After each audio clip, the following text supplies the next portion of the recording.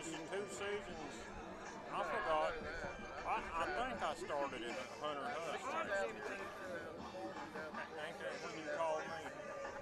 I helped you get the stuff down from Burns that 96? night when Dad fell. I'll give him 50 Band-Aids. Yeah. I got Band-Aids. I think Lloyd will cover out for that one.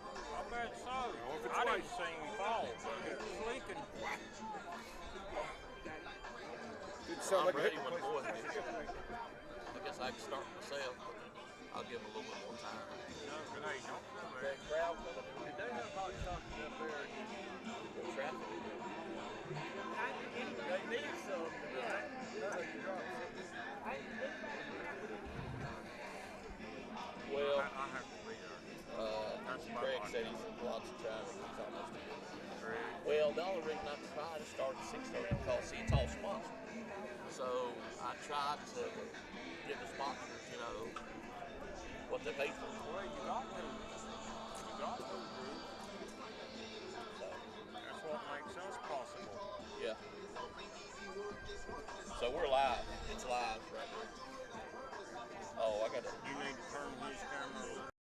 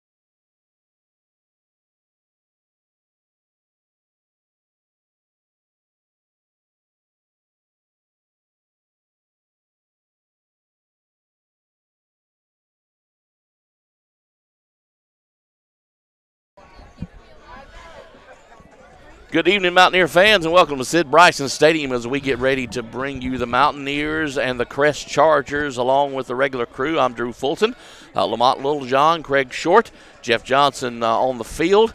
Lamont's right here with me. Lamont, we've had this circled for a while. This is a game we've been looking for, and, right. and it's, it's kind of, even though we've already want to share the conference, this is kind of for all the marbles. It is, and we want to end this season perfect, this regular season that is. I don't think we want to hiccup. I think in some ways this is a get-back revenge games for us because we was in the same situation last year, if you remember, and Crest came and ran all over us last year. Maury Adams, we had no answer for him, so hopefully tonight is a different story.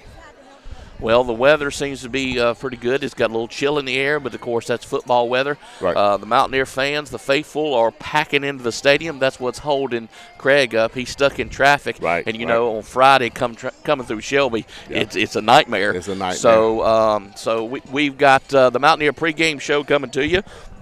Brought to you by HSI Land Clearing and Development, Quality Fence Solutions, and Innovative Pools. Let's take a quick break. We'll be back with more of the Mountaineer pregame show. Stay with us. We'll be right back after this.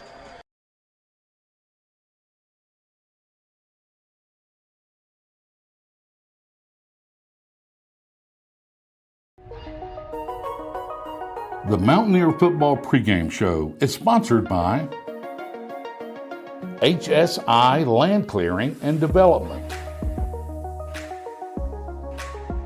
Quality Fence Solutions, Innovative Pools,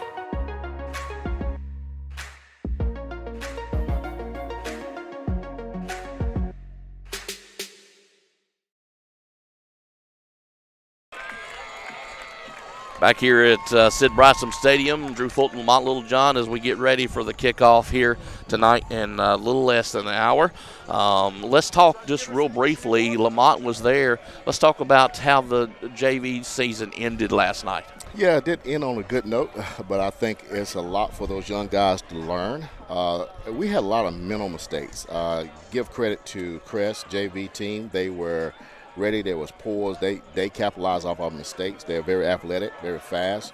And when we made a mistake, they made us pay for it. So I think we had a lot of mental errors last night. And I think in some ways, our JV really wasn't mentally there, locked in.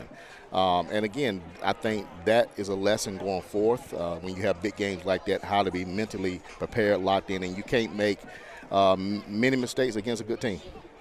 Before we keep going any further, I want to remind you, if you're not a subscriber to our YouTube channel, make sure you do that. Just click on the button subscribe. You can get notifications whenever we go live for a coach's show or a football game, or we schedule something, and it helps us out. It'll help you out. Just take a second, whether it be on the right or left or up above, anywhere, just hit that subscribe button, and that'll help us out along the way. Let's take a look at the Mountaineers last week. As we get started off. Last week, of course, we won 14-29 over Ashbrook. It was senior night.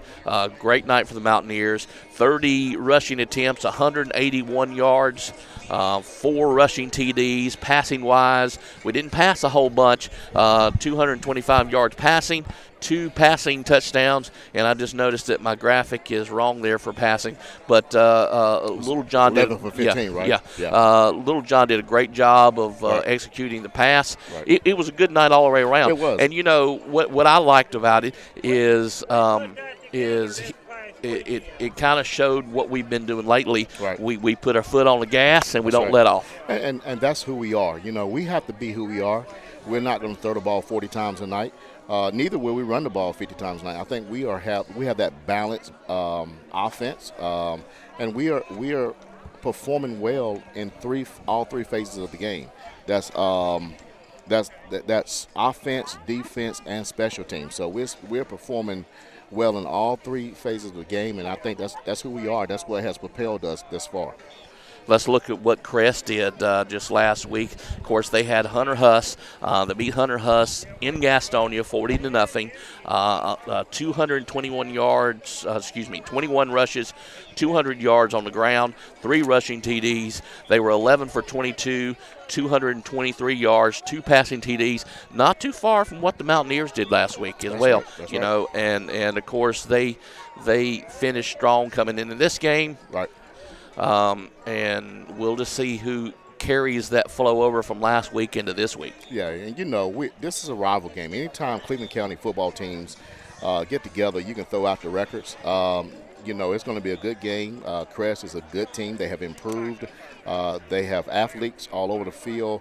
They may not be as big as us in some areas, such as the O-line or D-line, but don't let this Crest team fool you. They're showing up tonight to play.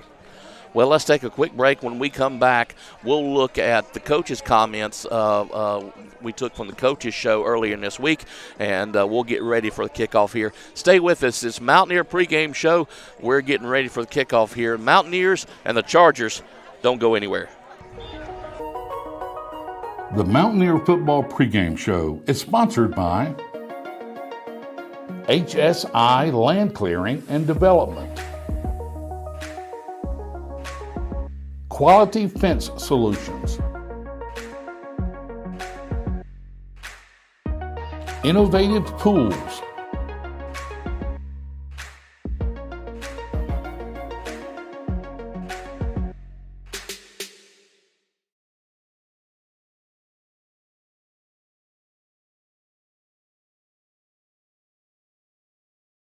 Here once again with head coach Greg Lloyd. Coach Lloyd, obviously for a few weeks, I dare say, is probably the elephant in the room.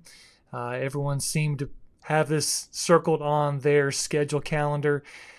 We knew we were going to have to travel to Crest this Friday.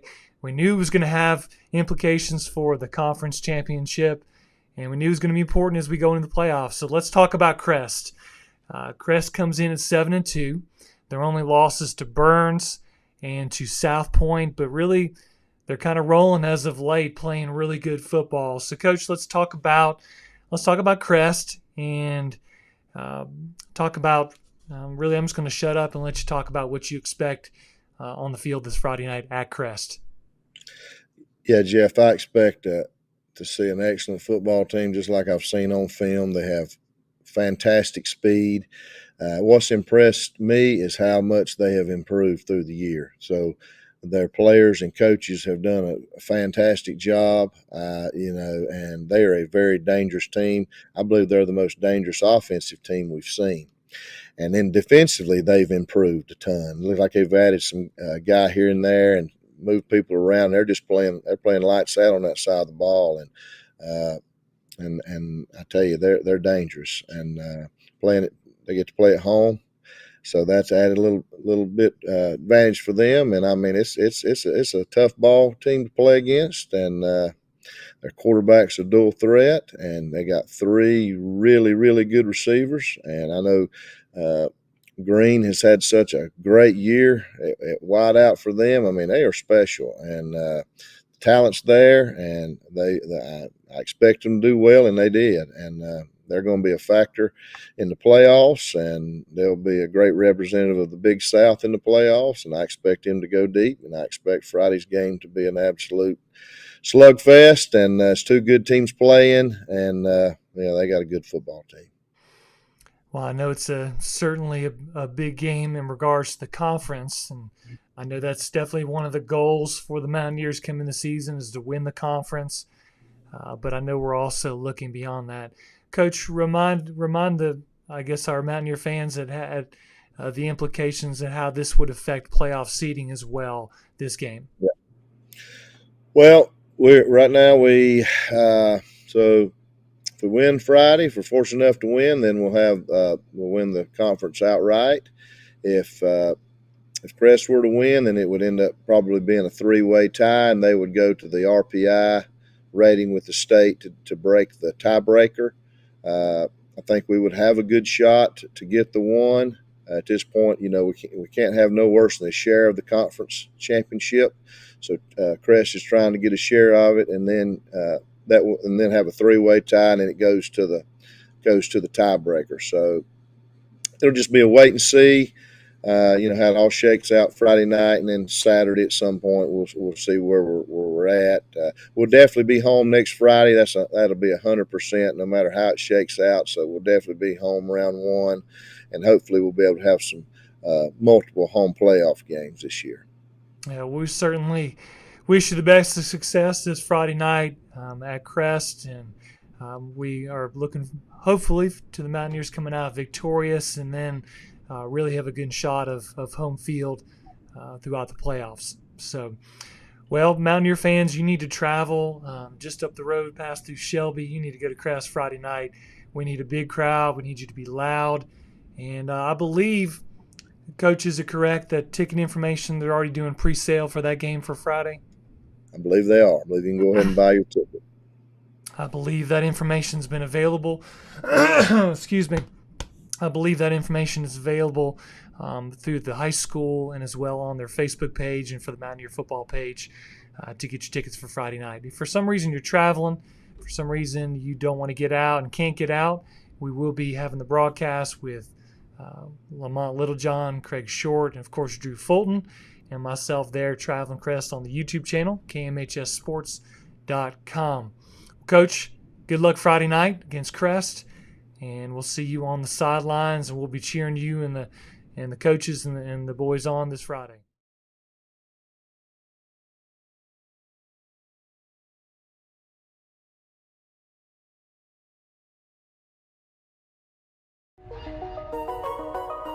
The Mountaineer Football Pregame Show is sponsored by HSI Land Clearing and Development,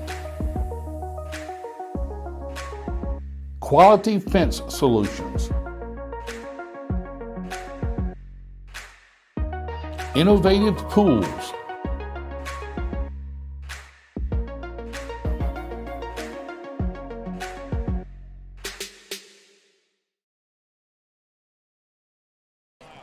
Back here at Sid Bryson Stadium, Drew Fulton, Lamont Littlejohn, Craig Short, Jeff Johnson with you.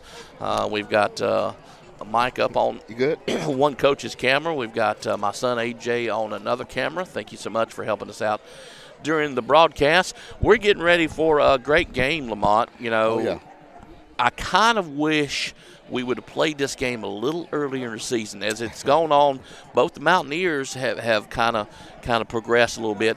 Right. But so has Crest. At the beginning of the year, they struggled. And I thought, well, maybe this is a rebuilding year. But the further they went on, the better they looked. Yeah, they have athletes. And I think all of us know that with some teams in our conference, they just have better athletes than some teams in our conference. I mean, I think it's just that simple. And we knew it was going to come down to Kings Mountain, Crest, or South Point. We knew that going in. And it's come to that fruition.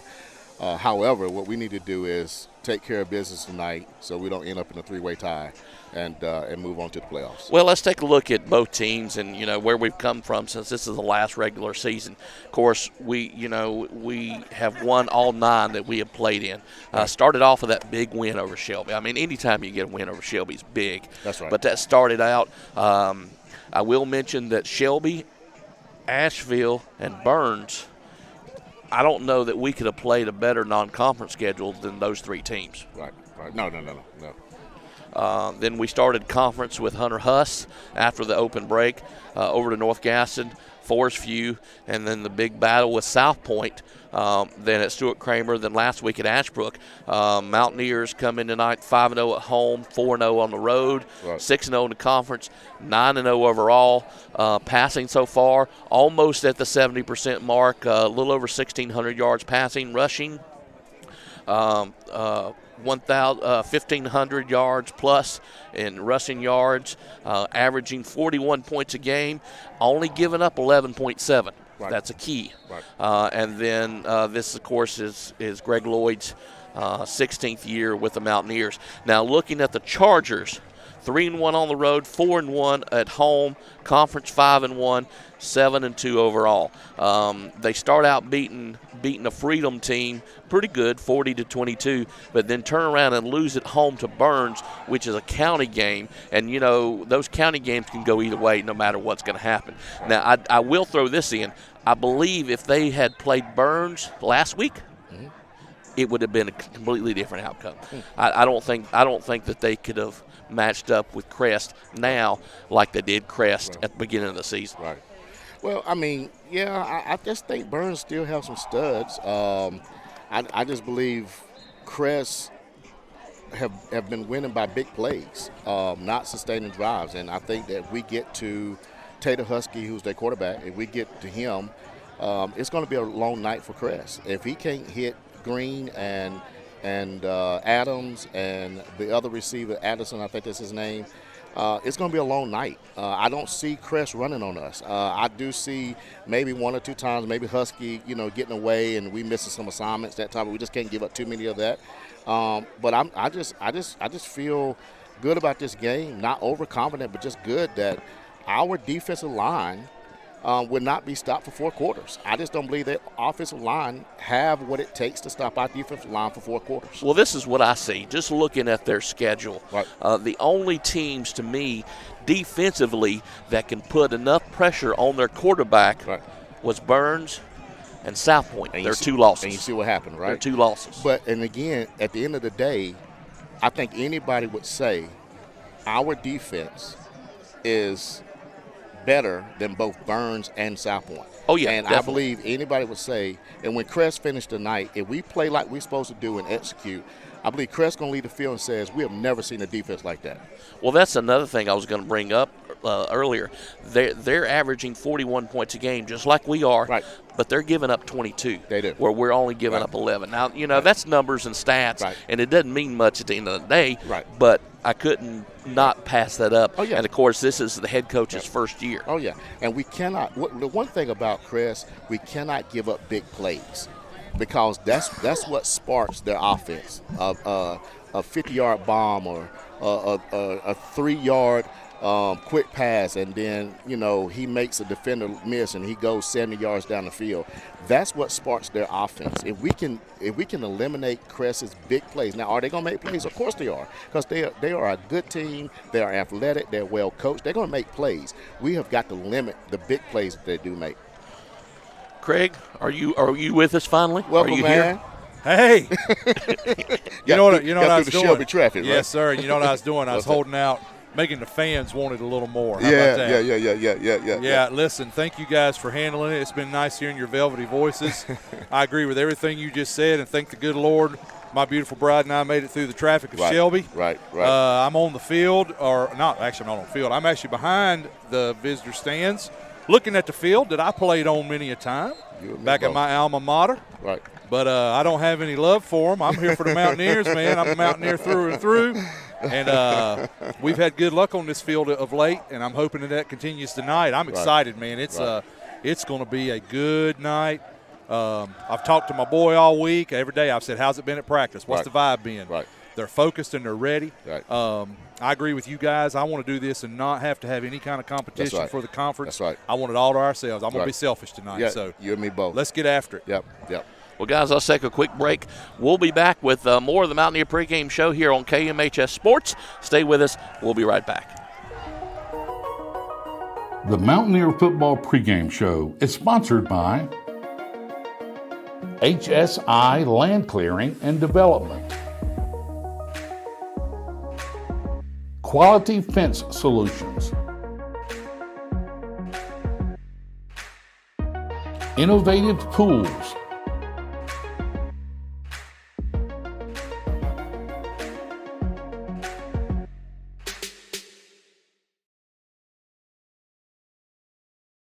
Back here, Sid Bryson Stadium, Drew Fulton, Lamont Littlejohn, Craig Short, Jeff Johnson with you.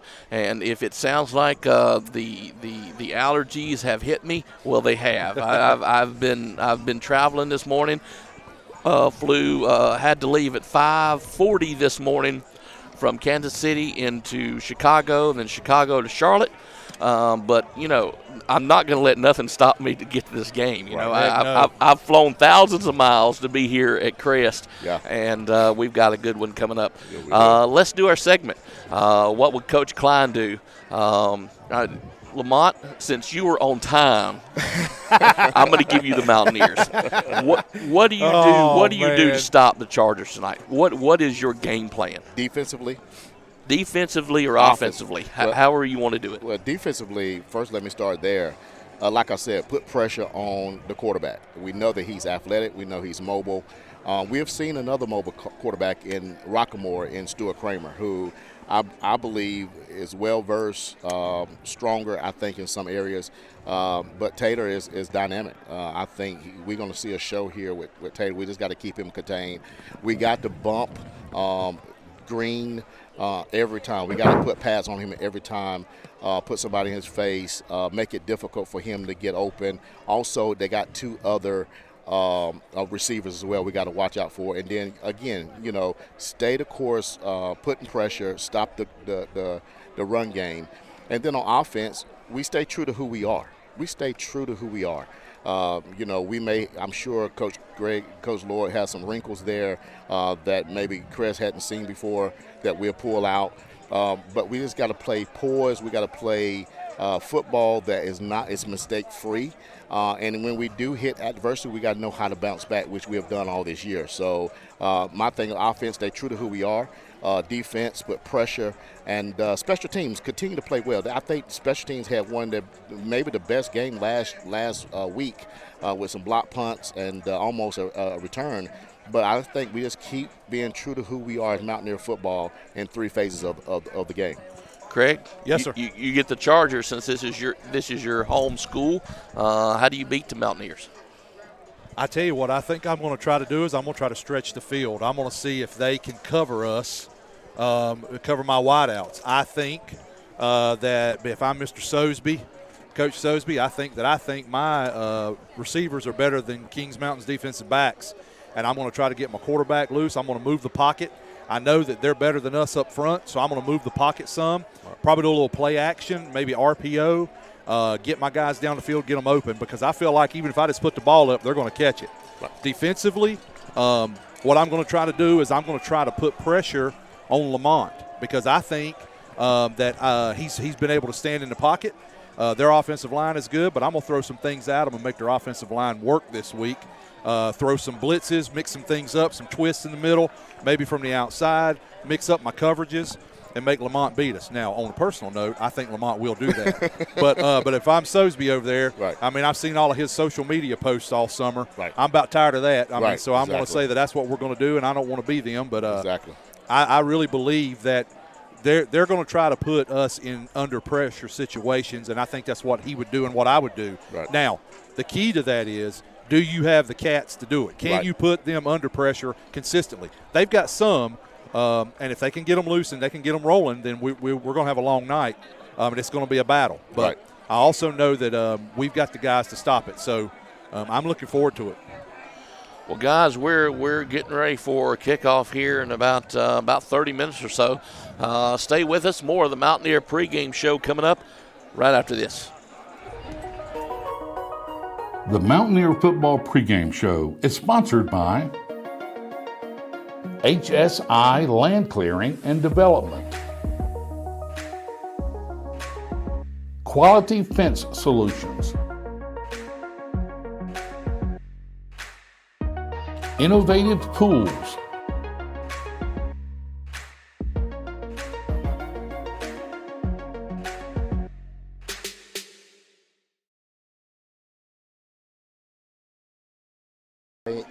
back here at Sid Bryson Stadium. I'm going to ask you this. I know,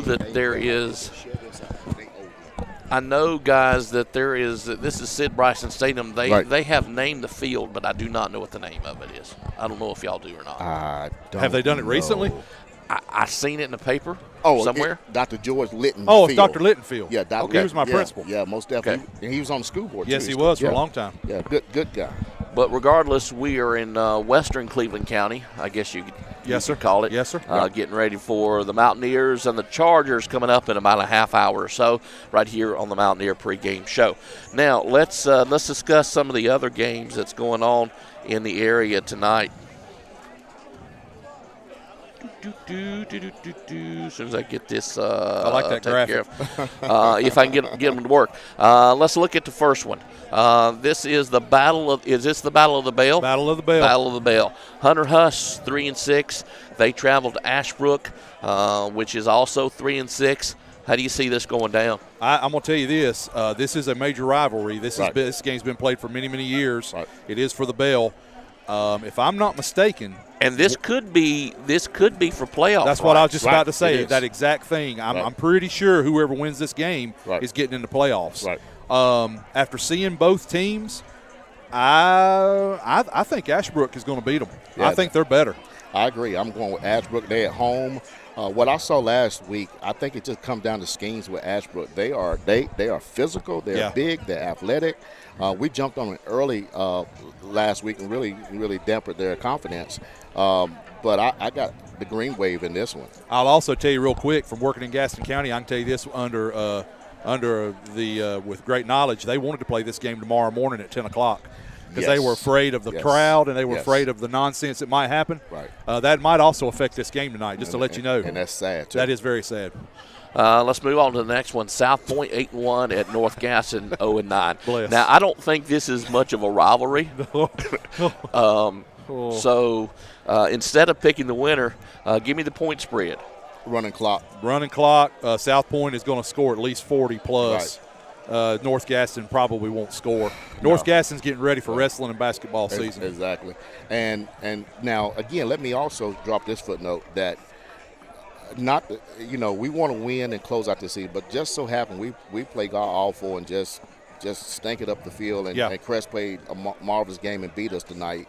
Well, it's a three-way tie. Well, you know what breaks the three-way tie? The RPI. So, again, we're leading that, and because South Point is playing North Gaston, it doesn't help them. No, it doesn't help them. I don't want to get the first seed like that. Right, and I don't think they can. No. I don't think they can jump us. No way. Listen, I'm going to tell you this right now. If they jump us, it's because the state's done something funny, exactly. and that means they didn't really go by the RPI. Exactly. I don't think there's any way Crest or South Point is going to come up above us. No way. The only way I could see them putting somebody ahead of us, even with a loss tonight, would be West Henderson if they go 10-0. Right. But even then, that would be a travesty because they're not even ranked. They're not even ranked in the top 10 in the state. And so that would bother me tremendously. But we want to be undefeated and have no question. And I think what helps us, too, is a rival game. Yeah, I agree. And they understand when it comes to rival games, throw out the records. They do. And then the last game in the Big South 3A tonight, Stuart Kramer, 4-5, Forest View, 3-6. It's played at Forest View. Do you have a preference? I don't have a preference. I think Stuart Kramer will beat them. I just think, unless Forest View's quarterback is back, but this is also a playoff game qualifier. I think Stuart Kramer is definitely in with a win, but Forest View can probably be in as well with a win. Right. So that's going to be a qualifier. And going back to Hunter Huss, Ashbrook, Forest View, Stuart Kramer, that is. We're talking about games that we could see them in the first round next week. That's right. I just any one of those groups. Is this considered a rivalry? Which one? I would think. I would Stuart think so. Kramer, I would think so, based on their wins and losses in the last couple of years. Yeah. Well, no, I would just the proximity wise. Yeah. But you know what people consider rivalries now. If I beat you every year, that's not a rivalry. That's basically what they say now. But proximity wise, I agree with that. Let's look at some more rivalries coming up in the area. We've got a big one going on in the other part of county. Shelby at Burns. That's going to be a big one, y'all. Boys. Now, the reason why I say Burns tonight is because Isaiah Bridges has been suspended. He would not be playing tonight, number 6 for Shelby. That's huge. Also, their backup running back, number 21, Tristan. I don't know what happened. I just heard that they were suspended for this game. I don't have no information.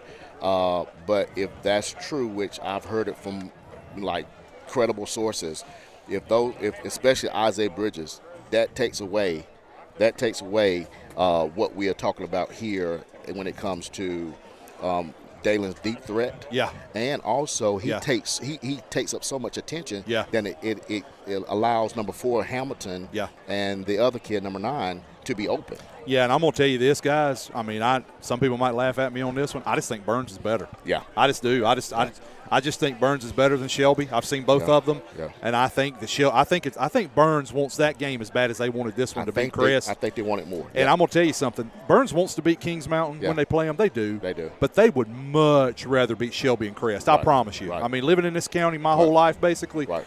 You know. They want that game. I think they're going to beat Shelby, and I think they're remembering what happened to them a few years ago in the Western Finals. Exactly. And there's still a little bit of retaliation there too. But also last year, yeah, remember they had Shelby beat.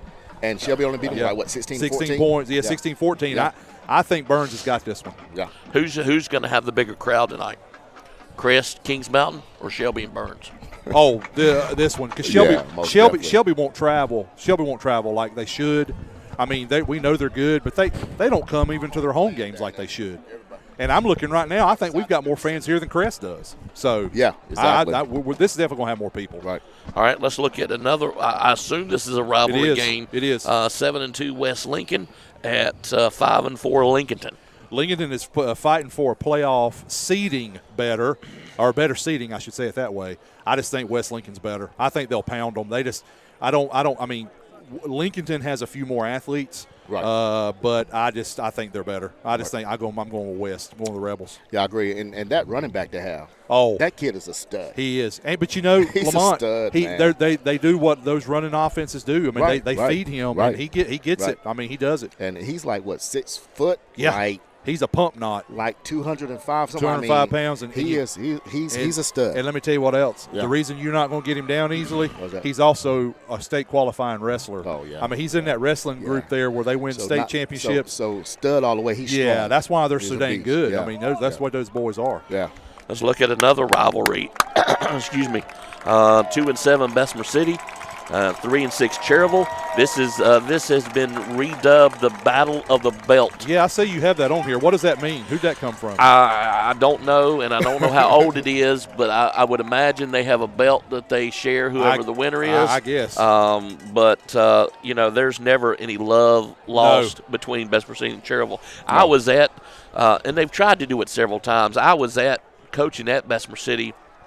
I think the last time they tried to merge these two schools. Gaston County's always wanted to merge the school, and there is definitely no love lost between the two. No, I'll tell you. Sorry, Lamont. Go ahead. I'll talk next. You're good. We're on the Bessemer City, right? Yeah. I just believe Shane going to do it. That'll be the number 1 seed for the. Yeah, that's what they're fighting for. Right. And I'll tell you this. Like Drew said, Drew coached at Bessemer. I coached at Cherryville, my first place ever, 96 and half of 97. And there is no love lost. And I can tell you, Drew, from 96 and 97, 27 years ago, basically, there was no belt. So this is new. No, this is something new within the last couple of years. Yeah, this is newer. But I will tell you, I think Bessemer, again, I think Bessemer's better. I do. I just think they're better. I think they're going to win. Right. We move over another county. Maiden 8-1 at Newton Conover 3-6. Not even close. Yeah. I think Newton Conover's good enough to be with them a little bit, but Maiden's just so much better. Right, I agree. North Lincoln, they come in at 4-5. They travel to East Lincoln, which is the only other undefeated 3A team within our reach. Yeah, running clock. Yeah, I agree. Yeah, I don't think they're good enough. East is going to get that one tonight. Little Highland Tech 0-9. They travel to East Gaston, which is 5-4. The 5-4 is, to me, is a little misleading. I agree. Right. I agree because they've lost to Shelby, Burns, South Point, and I don't know. But they've lost to 4 good teams. Oh, yeah, most definitely. They're going to be the number 3 seed out of that conference, and that's what happened to them last year. Right. And when they did that, they made a really deep run in the 2A playoffs. And play Shelby. In the third round. Yeah. So I'm Drew. I agree with you 100%. They're going to beat the brakes off of Highland, but they're going to they've got a shot to make a good run. Right. And then Hendersonville 7-2. They travel to Patton tonight, which is 1-8. I don't see much of a game there. No, not at all. I tried to put a few of the teams that we may see in the future. Yeah. Statesville, they come in at 6-3. They travel and play Hickory, which is 7-2. I'm gonna go. only because it's at their house, I'm going to go with Hickory. I think Statesville, this is a rebuilding season. I think they're playing with a JV quarterback. Yeah, I think they're down a little bit. And so I think that, they used to be they was the studs for the last 3, 4, 5 years because we was playing them in the playoffs. We've had to go through them every time. Yeah. And so I think now it's changed hands where East Lincoln is basically playing, and not to take anything from East Lincoln, but I think their whole conference are rebuilding. Yeah, they're all in. I mean, I'm with you. I've been saying that the whole time. I mean, that they are not. I mean, you can't. Here's my thing. You can't help who your conference is. You can't. You don't choose just like that. Shelby and Burns. Exactly. Exactly. But this is a caveat. Right. They still have not had to go through what some of these other teams have had to go through. So and East Lincoln doesn't have, like Shelby and Burns, they don't have another caliber team that can match them. No. They don't have that this year. No. And then to close it out, A.L. Brown, this is also a rivalry. That's also for a bell, I'm sure. At Concord, A.L. Brown, of course, has a little bit better record. Yeah. But, with these rivalry games, how much of that do you throw out the window? I think you do. I think early on Concord started out hot. If I'm not mistaken, they won 1 or 2 of their first games, and then they've gone south, it looks like. But it's a rivalry, and A.L. Brown had a big win a couple weeks ago, I think, and they're probably a little better, but it's at Concord, going for the bell, just because I like the Spiders mascot over the Wonders. I don't like the Wonders. So let's go with the Spiders. I'm gonna pick the Spiders. I got to go with A.L. Brown because Concord is rebuilding this year. They are. I know. That's what I'm saying. Yeah. I knew that they probably were. Right. But and A.L. Brown really stuck with Hickory Ridge, so I think A.L. Brown will probably, and it may be ugly. Yeah. See, A.L. Brown always confused me because I'm thinking A.L. Brown. Who's the team with a K on their side? On their helmet. I know. Drives Kannapolis, me crazy. right? Yeah. Kannapolis. Why are they shooting fireworks at that house right across the street? It's what it's like. Drives me crazy in college when you see BYU. They're BYU, Brigham Young University, and they put a Y on their helmet. Right. I mean, that drives me insane. It should be Kannapolis Wonders, right? Kannapolis Wonders. Let's just review just real quickly some of the scores from last week. North Gaston scoreless over Stuart Kramer 42-0. Of course, our game 48-14 for the Mountaineers. South Point, no problem with Forest View 42-7. Crest over Hunter Huss 40-0. Cherryville loses to Burns 64-7. Thomas Jefferson 58, Highland Tech 0. And I think that's one of the few wins that Thomas Jefferson's had, and they put 58 points on Little Highland Tech. Right. Then Shelby 61-7 over East Gaston, which kind of surprised me. I expected it to be. I did too. Maybe a slightly little. I thought Shelby would win by maybe 2 or 3 touchdowns, but I didn't expect it to run away like it did. Right. Then Patton, of course. I don't know what's going on with the Patton program. They're usually competitive, but not this season at all. Chase wipes the floor with them 68-0. Lincolnton loses to Maiden 35-13. North Lincoln could not get a win over West Iredale. They lose. No, I'm sorry. They win 15-12. Yeah, they came back. They were down and came back and won it. And then the Rebels of West Lincoln 56, East Burke 12. Bunker Hill 38, Newton Conover 27. East Lincoln, no problem with North Iredale. They win 50-7. Dudley, I put Dudley on here. We could see them somewhere in the future. Oh, yeah. They beat Southern Guilford 50-0. Right. And then Hickory 47, Fred T. Ford 14, which, if I'm not mistaken, our girls will play Fred T. Ford in volleyball. 4th round on tomorrow. Is it tomorrow? Tomorrow. Yeah, tomorrow, Fred T. round. Ford. Yep. And then Statesville over St. Stephen's 30-14. I'm glad I thought about that. Yeah, we need to remind you to come out. The Mountaineers are at home tomorrow. Right. Volleyball. I'll have to check the time. I don't know what the time is. I think it's 2 o'clock. 2 o'clock? Just double check that, but I think it's 2 o'clock. And this is the semifinals, correct? Right. Yeah. Yeah, this 4th round. It's 4th round. Yep. Because it'll be for the Western final will be Tuesday, Yep. and then the championship should be next weekend. Right. So let's take a break. We'll be back with more Mountaineer pregame show. Don't go anywhere. We'll be right back after this. The Mountaineer Football Pregame Show is sponsored by HSI Land Clearing and Development, Quality Fence Solutions, Innovative Pools,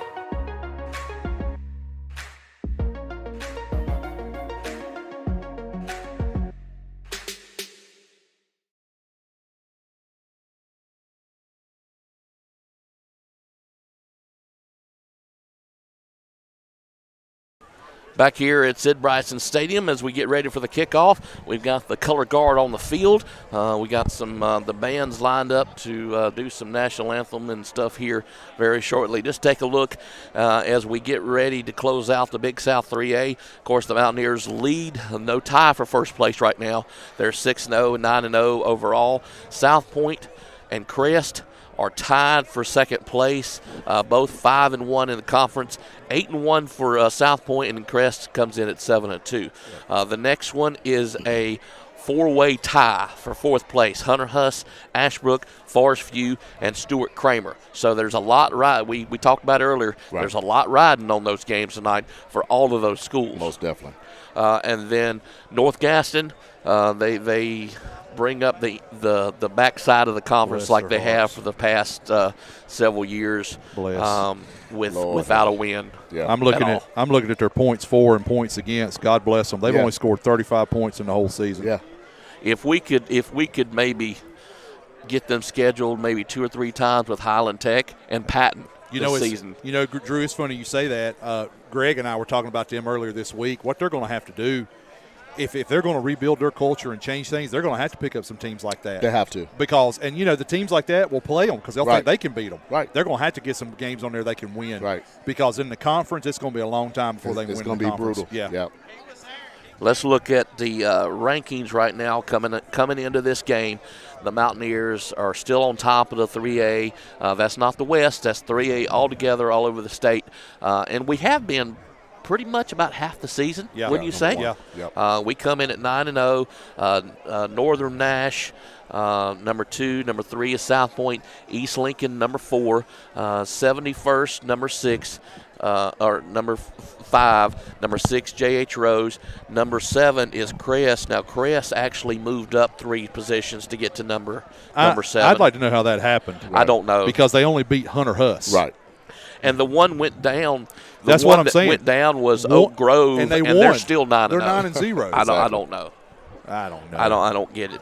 Number 8 is Havelock. Number 9, Oak Grove, and number 10, first time they've been in the top 10, North Brunswick. Yep. And that's Drew, I know nothing whatsoever I've been to about Brunswick County one time.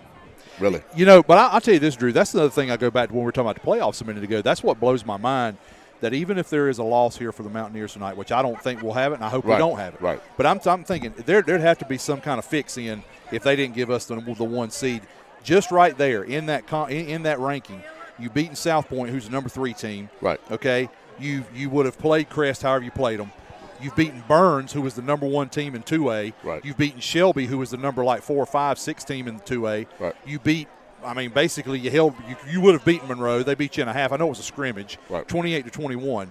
Our strength, you've beaten Asheville, who is 8-2 right now, exactly. or 8-1, or 7-2, whatever. Right.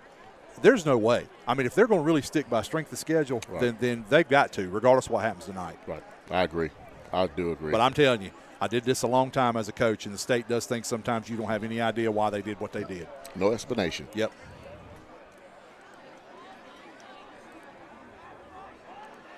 As we go on tonight, of course, our scoreboard updates will be brought to you by 133 West, Just In Time Plumbing, Farm Bureau Insurance, and Caldwell Banker, and we do appreciate those guys. We'll try to get you those scoreboard updates, especially on the bigger games, the Shelby, the Burns, and even Cherryville and Bessemer City. I'm interested to see how that turns out. I am too. Yeah, I am too. Hey, Jeff, I know you're down there on the field. Before we go out on a break, you were down there when they warmed up. What was the vibe like in the warm-up? The team seems to be very focused tonight. Obviously, a lot of intensity in pregame warm-up. And maybe a follow-up question maybe about the field. The field is looking in good shape. Grass is cut nice and short. Yeah, because they got to run too. Yep. they don't want to slow their own players down. But I think the team, everything I heard, like you asked Gabe this week, I think the team is come ready to play tonight. Right. One thing we didn't mention about these two offenses is, I think they're kind of mirrored. The Kings Mountain will run the ball first, pass second, and Crest will do the exact opposite. They want to pass and then run when they have to. That's right. I think we're balanced to where I don't think they are. I think the strength they will try to pass a lot more than they will run. I was interesting. I thought it was interesting. I wasn't surprised. I thought it was interesting in the coaches show this week at the yardage how literal balanced our yardage has been for this season. Oh yeah, most definitely. And Greg told me he had not added the stats from last week yet, but we were like 1,401 and 1,301, and he and Jeff were on the show. Yep. And Jeff brought up that point too about that we literally are very balanced in his attacking the game. And I think that's why that makes us hard to defend. It is. Because if you come put 8 people in the box, we're gonna throw over top of you. Exactly. And I think really to me the key tonight is going to be our defensive line. It is. Can we keep their quarterback in the pocket and put pressure on him? That's going to be the key in my opinion. Yeah. And I think we have to match intensity. They're going to want to look. They're trying to be the number 1 team in the state. They're getting a share of the conference title, which I'm sure y'all talked about before I got here. Right. And the other thing too, we've got to respond to adversity. One of the things we've done well this year is if things have gone downhill, we've made a bad play, what have you. The other team had some success. We bounce right back. Right. And in big games, you've got to be able to match the intensity of the opponent. Right. And you've got to have a plan and be ready when things go south. And that's what their coach has been saying all week long. Yep. They're not giving you any respect, guys. They're number 1. They're getting all prime time. They're number 1 in the Charlotte Sweet 16? Sweet 16, yeah. Observer Sweet 16, and nobody's giving you a chance. So that's what they've been preaching to them all week long. Yes. Nobody, and guys, you have nothing to lose. That's right. They're the number 1 team. Yeah. They're supposed to beat you, right? Yeah, yeah. So that's been the message. I mean, if I was a coach, that's my message. That's too, exactly right. And so again, they're going to come ready to play. One thing I was trying to remember earlier, have we played from behind this season? Yes. Once maybe? Hunter Huss. Remember they took it to the house. But it was early. It was early. And then it was 7-7 and Hunter Huss scored again. It was 14-7. That's the only 2 times we have trailed this year. Let's hope we don't. And that was need to have homecoming. that conversation tonight. And Jeff, not to take anything away, but that was homecoming. I know. The guys went through a parade, all that stuff. So, I just believe that they wasn't focused. And plus you're playing Huss. Nothing against Huss, but it's going to be important for us to start off. Oh yeah. Start off quickly. We don't need to be, especially get in the second half trailing. No, we don't want Huss. I mean, not Huss, but we don't want Crest to have any momentum. I think we'll take the ball if we have the opportunity, and I think you'll see, like we saw in the opening of the Shelby game, I think Greg will be very methodical and eat some clock. Right. I go back to that game and how he really ate clock in that game. That set the tone early for how we beat the Golden Lions. Right. Well, guys, we're getting ready for the coin toss. Let's take our final break. We'll get ready for the kickoff here. It's Mountaineer Football, KMHS Sports. Don't go anywhere. Stay right here with us. The Mountaineer Football Pregame Show is sponsored by HSI Land Clearing and Development, Quality Fence Solutions, Innovative Tools,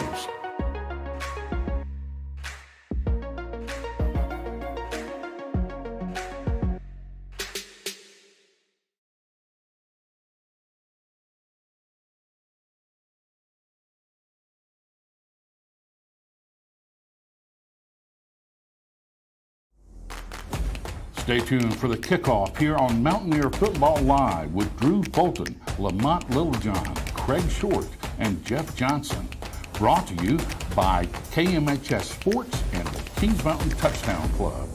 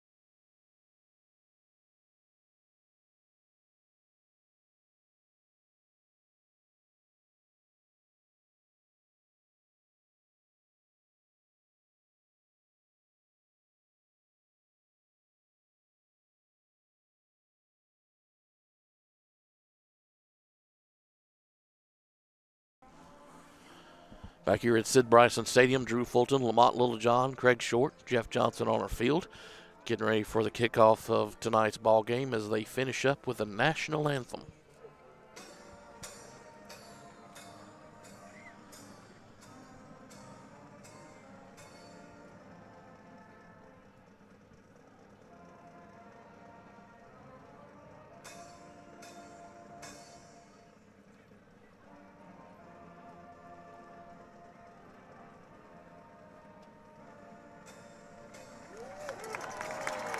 Maybe we can get Jeff Johnson to go down to the to midfield and pick up the coin toss.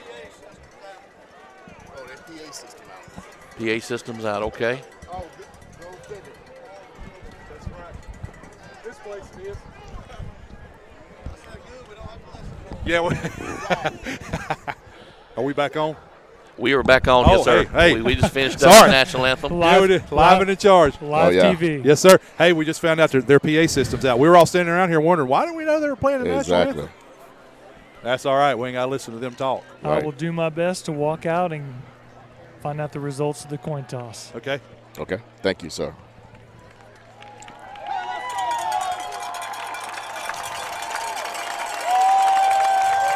The Mountaineers, it's Something we've not seen them Isaiah do. Estridge. Unless they're going down here and going to run in from down here by the band. I believe they are. Yeah. Estridge, Jake Lloyd, of course, our quarterback Lamont Littlejohn, and number 15 A.J. Richardson, our captains for tonight for the Mountaineers. Not going to lie, boys, that all white's looking pretty slick. Yeah, it does. It does. I love it.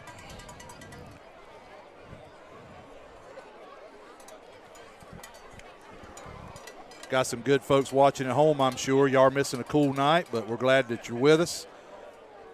Got a shout out a second ago from my main man Adam Sellers and his family. They're watching. I bet the Reicherts are watching sure as well. Jay Reich and Georgia and Miss Reichert and Quinn and all them. Love you. Glad you're here with us. I'm sure somewhere along the way we've got a Charger fan or two. We're glad to have you on the broadcast. Oh, yeah. Welcome. We like to shout out where you're coming in from, too. Drew always likes to look at where we're seeing people from, so out of state.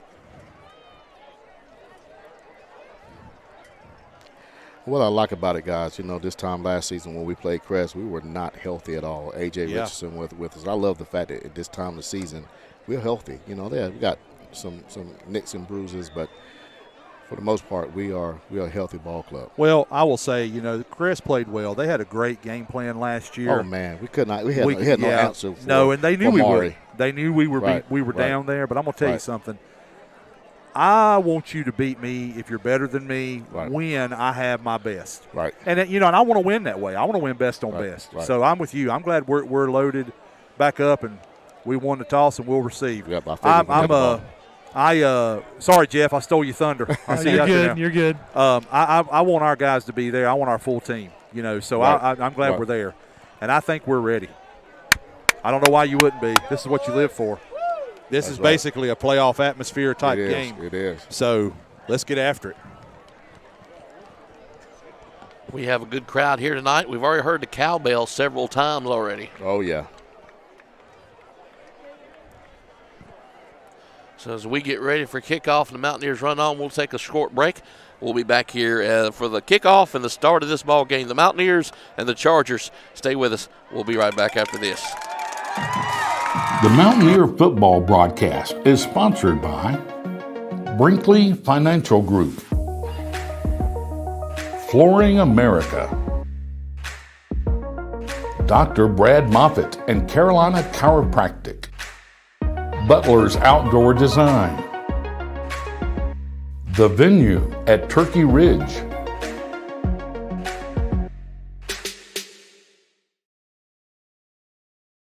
The field.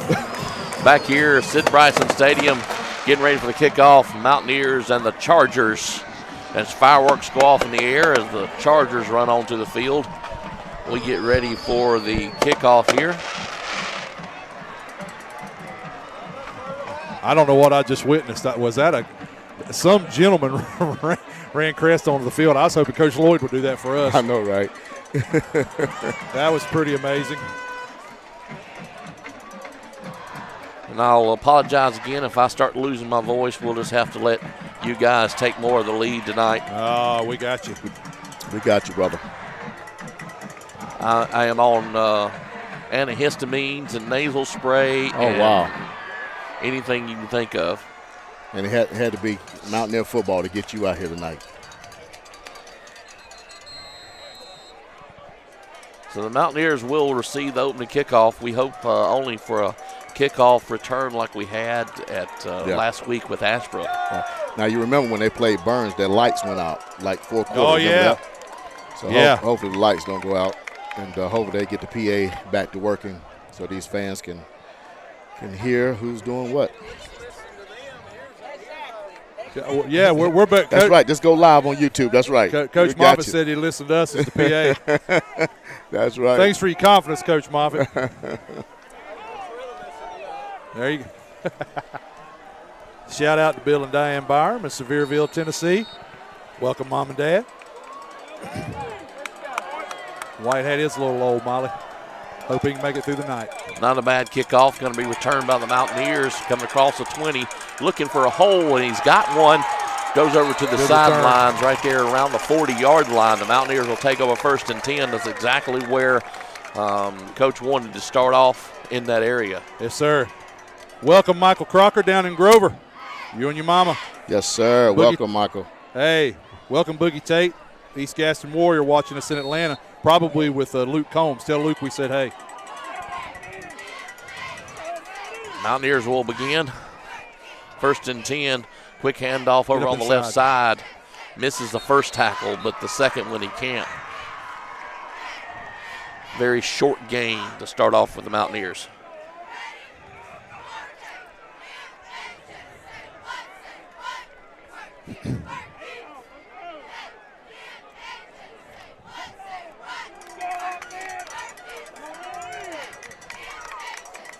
Second and 9. And a quick whistle. Did we move or was that offsides? Not sure. It looks like it is going to be against the Mountaineers. Start. Yeah.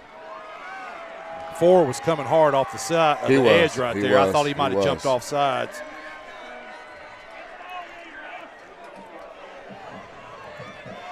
So big 2nd and 14 as the Mountaineers will do it again. New play called in.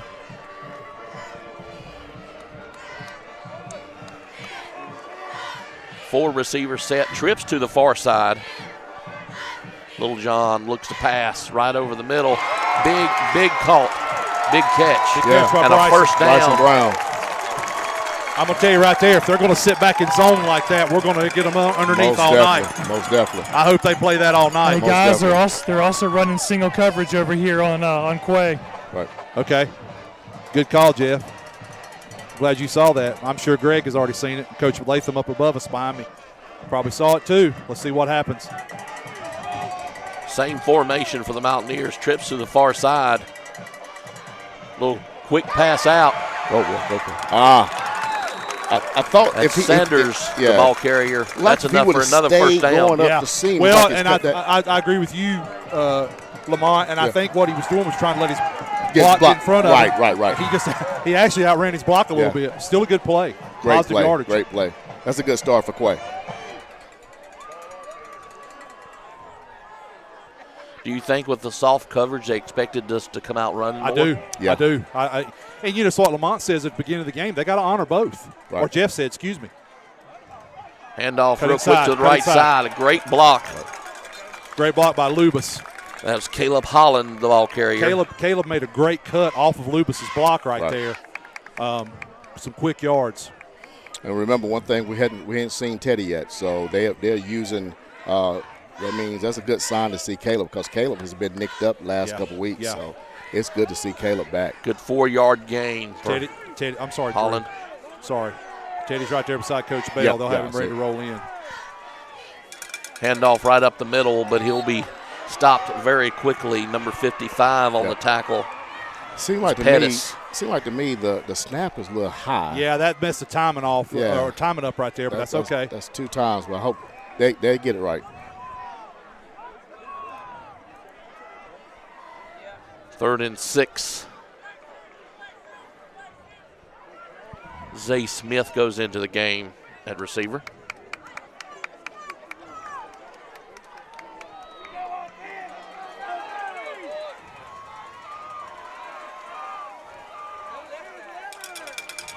They fake the speed sweep right quick and try to go down. Flag. What's the flag for a flag. He tackled him. I don't know, boys. He tackled him. I don't know how they don't get a flag on that play. I was right in front of that play. That's terrible. That's boys.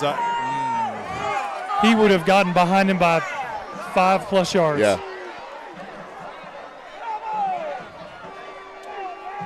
So the Mountaineers will keep their offense on the field. I think you have to here because it's in no man's land. Most definitely.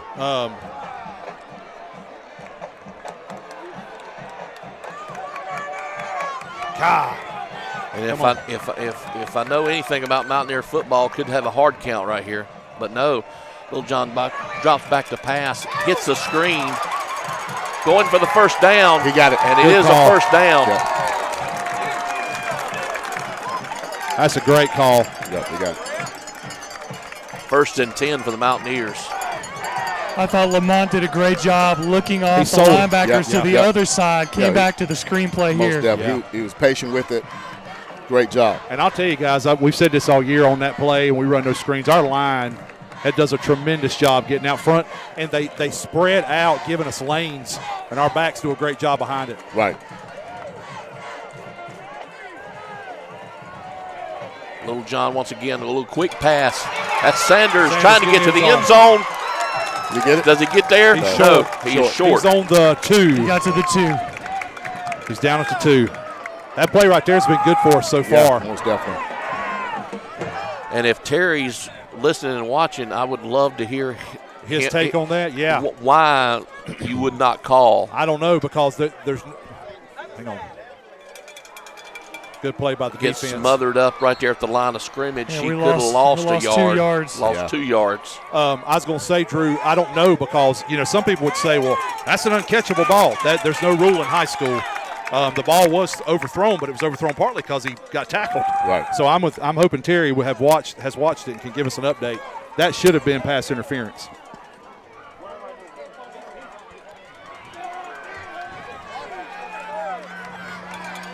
Still down the end zone, straight up the middle. That was AJ. He just went over the pile. I don't. Right. Back to the original line of scrimmage. Yeah. So a gain of 2 yards.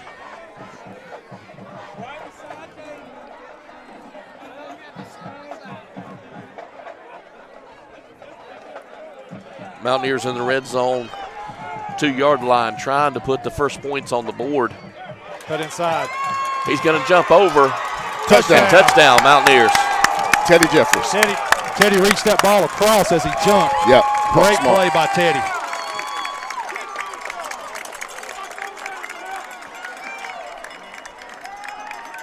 Great play.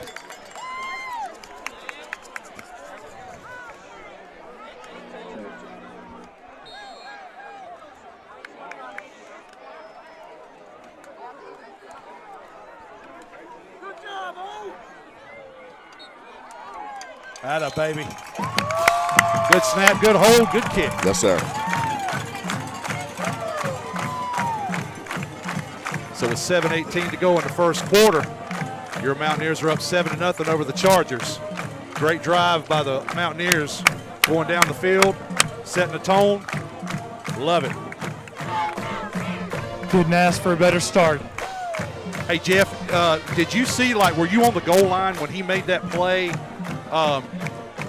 It looked like to me that they took his legs. I was. Where he jumped at the He last. made the decision to lunge for it because he knew the tackle was low. Yeah. And he broke the plane. The line judge was right there. Yeah. It seems like, guys, Crest is wanting to stop the run more than the pass. I think so. I think we're going to be able to really open it up if they keep in that defensive scheme. Yeah, I think so.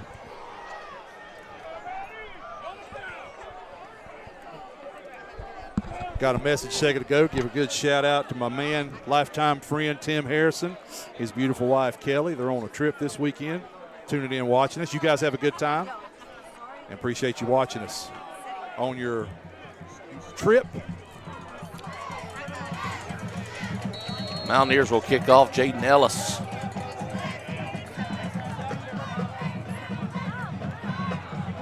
Fair catch. Fair catch made. So Crest will start over 1st and 10 from around the 26-yard line. I can tell you right now, we will not punt it or kick it deep to 6. No. So as long as he's back there, it's not going to happen. Right. And I like what they're doing. They're putting Quay on 6. 6 on 6. And what you said, they're going to spread us out. Yep. See what they're going to do. They're going empty to start the game. Right. Quarterback scrambles. Mountaineers give chase. And Interception! Interception! Going the other way. Quay Sanders out of Yes, sir. Yes, sir. Sanders with a big interception. And the defense turns the ball over. What a play. What a play. Boys, you know what started that was the pressure. Exactly. That's right. Flushed him out of the pocket. Right, I was going to say the same thing, Jeff. When we got him out of the pocket, it forced him to make a bad decision. Great play by Quay. Right. Not to mention Sanders being able to jump 12 feet in the air and pull it down with one hand. We got to take advantage here. Yeah, Right. That's a highlight reel. Yep, Right there, most baby. definitely. We got to score here.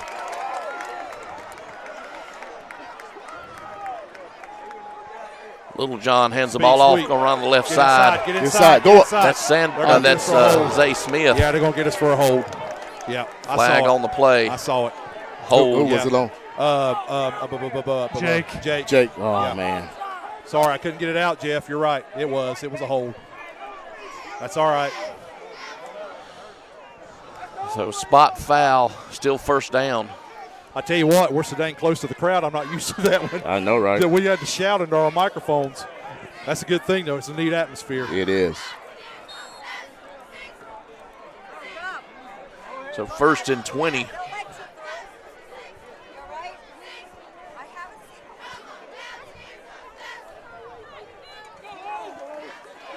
They have to get to the 16 for a 1st down.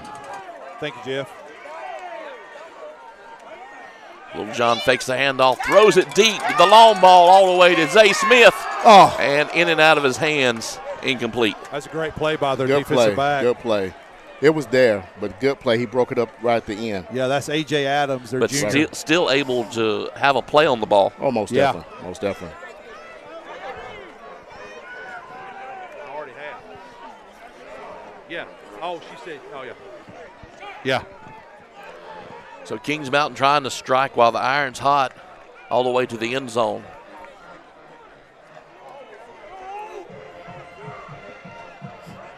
Second and 20.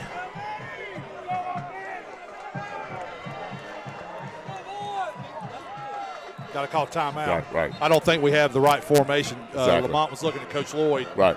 We had something off right there. So Kings Mountain will burn a timeout, so will we. We'll be back here. More Mountaineer football. We lead 7-0 right after this.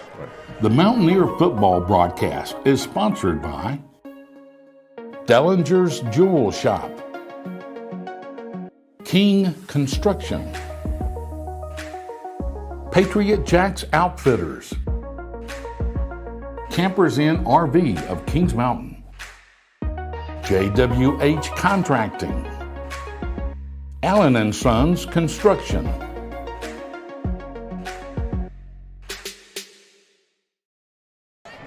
Back here at Sid Bryson Stadium, Mountaineers lead 7-0. You know, something that Coach Wilson had said earlier in the season is always stuck with me. If you can get your defense to take away the offense's first receiver, Right. he's going to make a mistake. That's it. Yeah. That's it. Because, you know, high school teams especially have tendencies. And these are kids, and so they're going to look for their tendency, and they're going to look for their playmakers. Right. They don't spread the ball around really well. Now, I think our team does. Most teams don't. Here we go.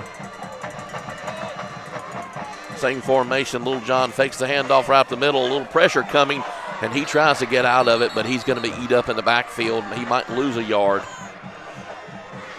maybe 2. Right.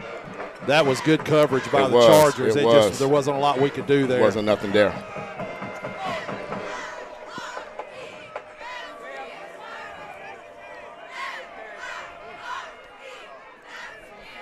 As aggressive as their defense is, I wouldn't be surprised for another screen call. Right.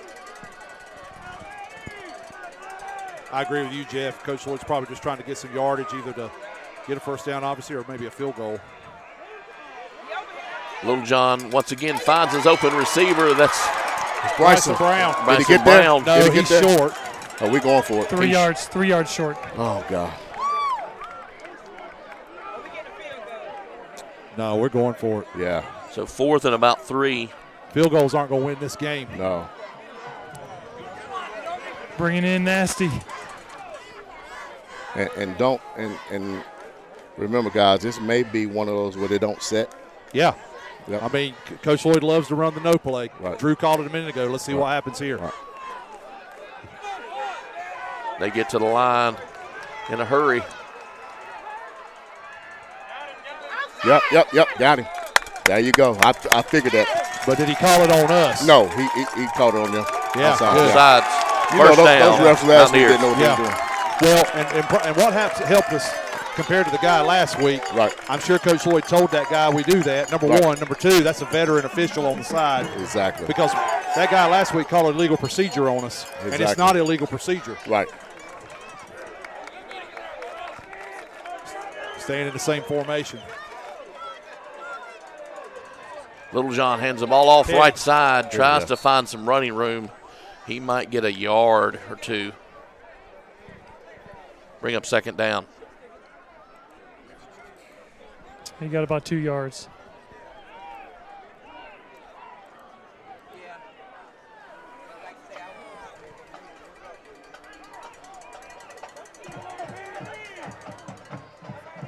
Fakes the handoff. Yeah. Backside pass. Touchdown. He gets in.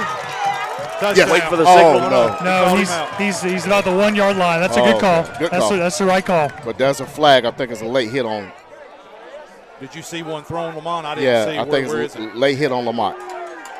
Even the photographers in the back of the end zone are hollering Yeah. touchdown. Yeah. Jeff, where was he? I mean, tell me about what you're seeing right there. Yeah. Yeah, that was the right call. He was out of bounds short. Yeah.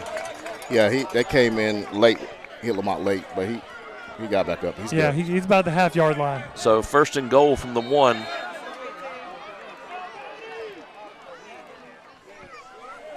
Right up the middle. AJ, Is that enough? touchdown. Touchdown. Touchdown. A.J. Richardson.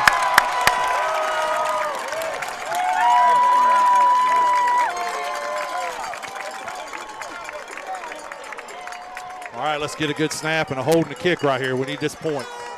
Points could be at a premium.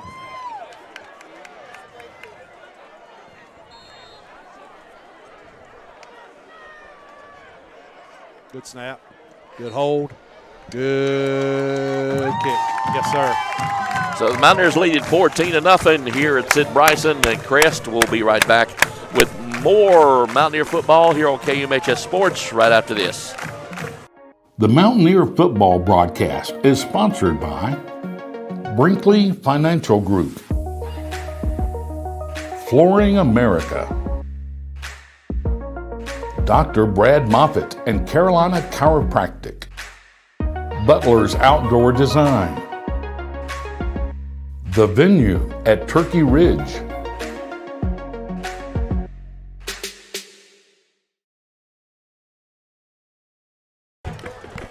Back here at Sid Bryson Stadium, Crest and Mountaineers tangle. Mountaineers up 14-0. You know, we've run off about 8 minutes off this first quarter, and it's been all Mountaineers. I mean, we've seen one play from Crest, and that is it from the offense. Yeah. And I'll say this too, Drew. One of the things that we've done right here so far is what we've done all year. When we've got a turnover, we've capitalized on it. Right.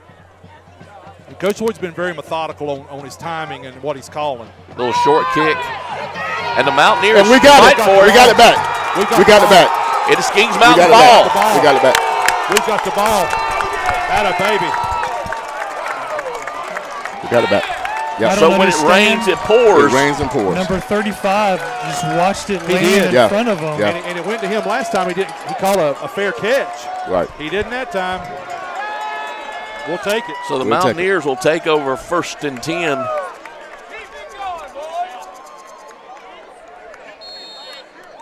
Around the 32-yard line.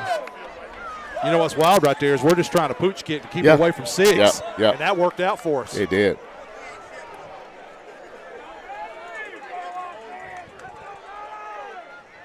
Teddy Jeffries right up the middle. He's got a hole, misses 1 or 2 tackles. They bring him down after a couple-yard gain.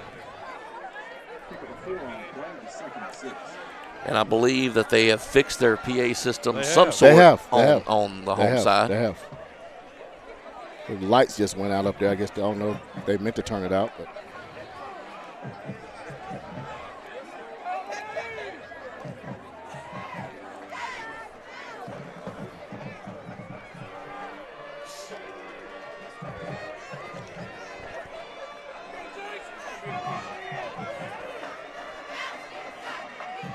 Little John hands it off again. Plenty of running room. That's Teddy Jeffries.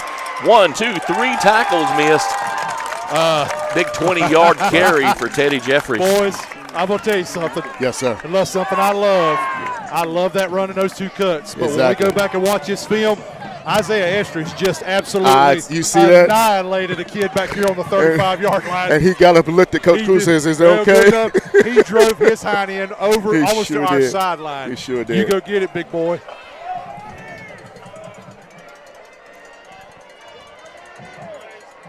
Little John once again with the handoff. Plenty of running room. He's to the end zone. Touchdown. Touchdown, Mountaineers. Great run by Caleb Holland. Great cuts inside. Way to follow your blocks. Great play. Mr. Jackson. Mr. Jackson. Mountaineers lead it 20-0. Rather early here in the first quarter. We'll take it. I don't care. Good snap. Kick is up. Good kick. Good hold by Bryson. Atta baby. Here we go. So the Mountaineers lead 21-0. We'll be back here. More Mountaineer football right after this. Don't go anywhere. The Mountaineer football broadcast is sponsored by Brinkley Financial Group, Flooring America, Dr. Brad Moffitt and Carolina Chiropractic, Butler's Outdoor Design, The Venue at Turkey Ridge,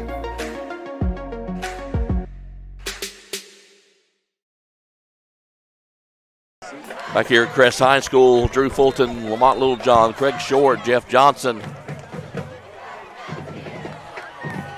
And the players seem to really be into the game. So do the fans. It is crazy over here. That's what I said. Being this close, we're having to shout. Right.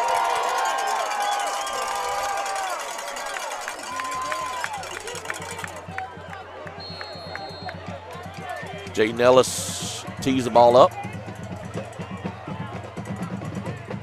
And another pooch. They'll catch it this time, and he'll have some running room down the sidelines. Mountaineers able to. Stepped out of bounds. He steps out of bounds. Notice they put him over there. Yep. So 1st and 10, the Crest Chargers. Our fans beside us are saying kick it deep. They don't realize that we don't want to kick it deep because of who's deep. Exactly, number 6, yeah. There's a reason why we're pooching. Right. 44-yard lines where the ball rests, 1st and 10. Boys, it's hard to believe there's Crest Chargers. 3:12 left in the quarter. This is only going to be their second play from scrimmage. Right. They're going empty again. Straight run. Quarterback, keeper, Husky on the carry. He might get 4 yards on it. That was a designed quarterback run the whole time. Right. Probably try to get us blitzing and try to catch us off. 2nd and 6.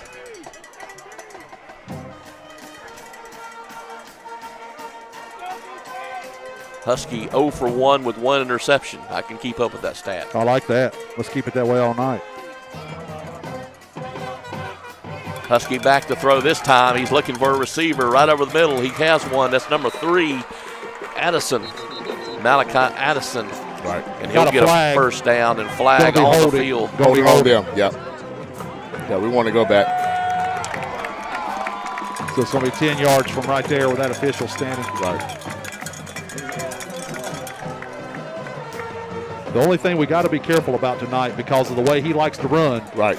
We're going to try to put pressure on him. But when you get upfield with pressure, right, it creates running he lanes. Does. He's a younger version of Rockamore. Yeah, I agree. Yep. He may not be as strong as Rockamore, but he's a younger version of Rockamore. He's tough. We just got to be disciplined. So 2nd and 21. And I just think we're better than them up front. And I hope it plays out. Right.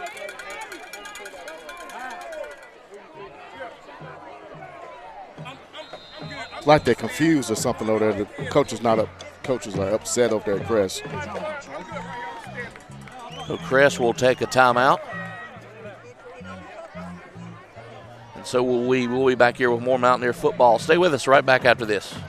The Mountaineer football broadcast is sponsored by Dellinger's Jewel Shop, King Construction, Patriot Jacks Outfitters, Campers Inn RV of Kings Mountain, JWH Contracting, Allen & Sons Construction.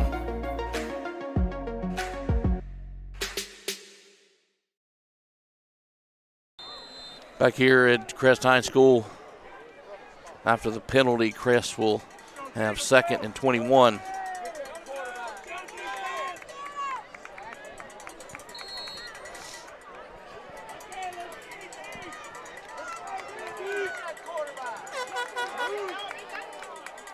Husky with 4 receivers set, trying to get Mountaineers to jump off sides. We did. Yep. So they'll get 5 yards back. That was Jai Curry. It's all right. That's all right. So watch the ball. I like Be the we're eager.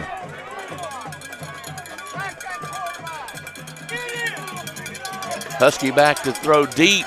Throws the long ball. Intercepted. Kings Mountain's ball. Bryson Brown. That's six interceptions, I think. Bryson Brown. We'll take it. Bryson Brown has been locked down all season. Well, Husky throws the ball in double coverage. He does. That's what I told you, boys. Right. I told you in the game to begin Exactly. with. They believe they can get ball. Exactly.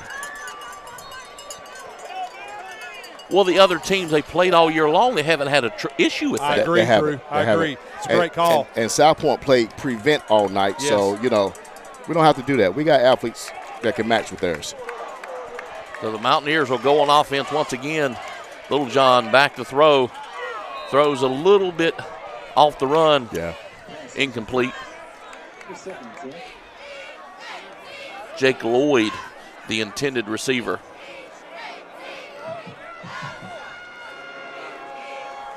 Second and 10.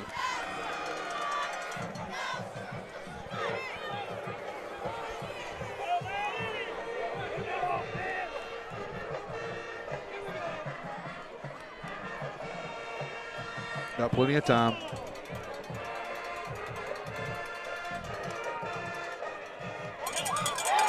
That's Sanders. He's got plenty of running room. Crosses the 50. Turf monster got him a little bit. Yeah. 47-yard line. You know, it looked like to me that. Did he get a cramp or something? Well, it looked like to me. He's looking like he's cramping. Yeah, he got a cramp. That's what it was. Because I knew he was running funny. Well, he was, and when he it's almost like when he reached out and caught it, the momentum kept pulling. Exactly. We'll take it. We'll take it. But he would have been gone if he didn't catch that cramp. Yeah, I agree. Yeah. I like that block that was out there with him. Little John gets the play from the sidelines.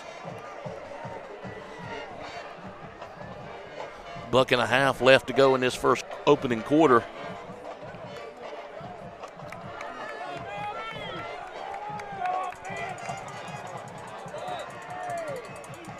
Hand off to the left side. Good cut.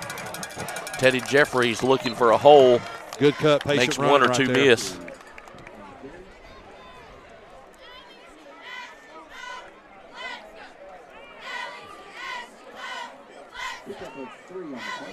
2nd and 7.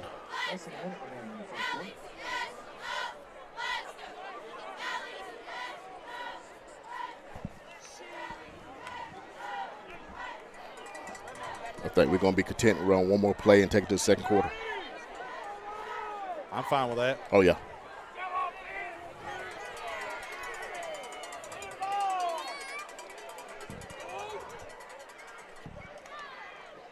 Nope.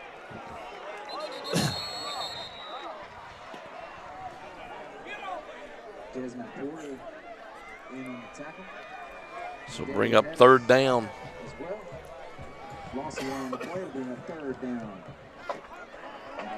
About 3rd and 8. And that'll take us to the end of the first quarter. Mountaineers lead 21-0. We'll take a break. We'll be back here for the second quarter. Stay with us right after this. The Mountaineer football broadcast is sponsored by Brinkley Financial Group, Flooring America, Dr. Brad Moffitt and Carolina Chiropractic, Butler's Outdoor Design, The Venue at Turkey Ridge,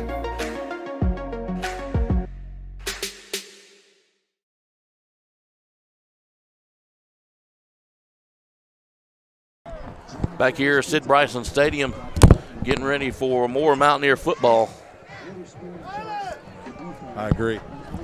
The only score updates we've got so far, Drew, everything is showing no score, except for Burns is up 7-0 over Shelby. East Gaston 21-0 over Highland. And South Point is already up 34-0 over North Gaston. Wow. Did it say what quarter it was? All of those they still said first quarter, but I'm sure some of them are going into the second. Gotcha.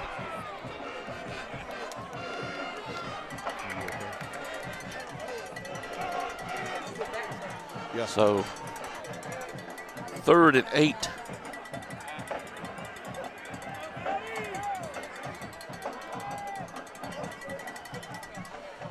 Pass. Pass to Sanders. Sanders chunks it down the field. It's a little short. It's not a pass in the field. He pulled Jake down. And he says incomplete.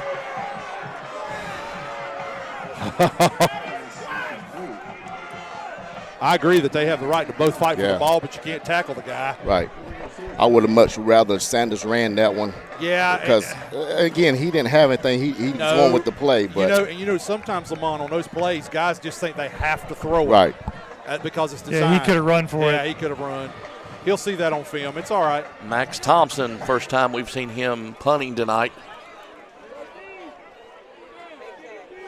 And that's number 6 standing deep. That's Tavares Green. All right. We got time. And he runs into the kicker. Now, that should that not be? No, because he tried to run the ball. When he tries to run the ball, he is a ball carrier, so he can run into him.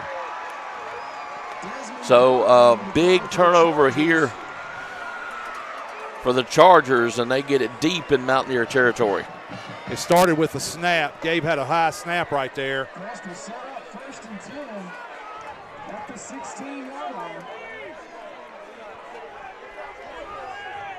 Yeah, we need to have a big stop here so that won't give them any type of momentum.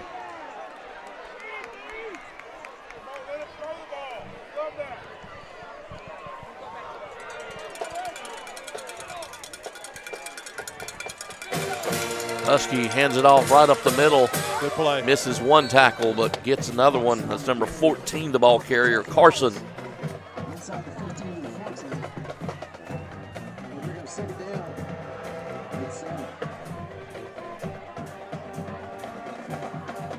I want you to look at Lamont going down here to talk to him. That's what I'm talking about. Yep. That's what leaders do. Exactly. That's what leaders do. Thank you, Lamont. That's right.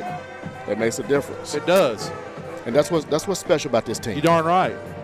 We know that they didn't do it on purpose. Oh, no. Husky looking for a pass or a pitch. I couldn't tell what he was looking for. Throws in the end zone, pulled down. That's number 88. Touchdown, Crest. That's Corey on the reception.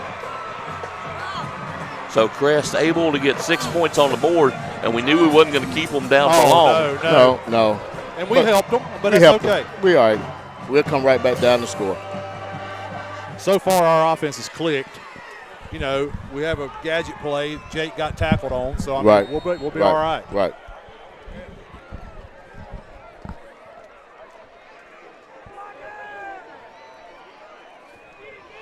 So Crest will attempt the extra point. And it's up and blocked. So no good. Again, special teams. Yes, sir. Mountaineers will lead at 21-6. We'll take a break. We'll be back with here with more Mountaineer football. Don't go anywhere. The Mountaineer football broadcast is sponsored by Dellinger's Jewel Shop, King Construction, Patriot Jacks Outfitters, Campers Inn RV of Kings Mountain, JWH Contracting, Allen & Sons Construction.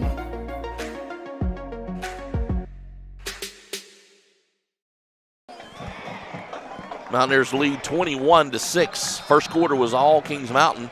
So far, the second quarter has been all Crest. Yeah, literally. That's all right.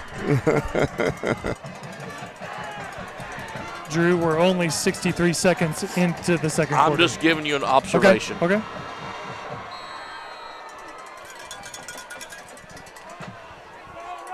So the Mountaineers deep to receive the kickoff here. They're offsides. Offsides against Crest, it appears. Well, I tell you what, the offense needs to respond here with about a 6-minute touchdown drive. Right. Pick up a few first downs. Only 6. Can we not go 10? Okay, sure. Minutes, 57 seconds. I'll take it. So it'll back them up 5, and they'll re-kick it again. We need to move our Crest, and I'll throw this out there. All season long, he's got a little bit better. Crest really does not have much of a kicking game. That's what I was going to say. No, they don't. No, they don't. We need to move up. Referee didn't move them. No, they did. Yeah. Yeah, they're up now. Yeah, they're up now.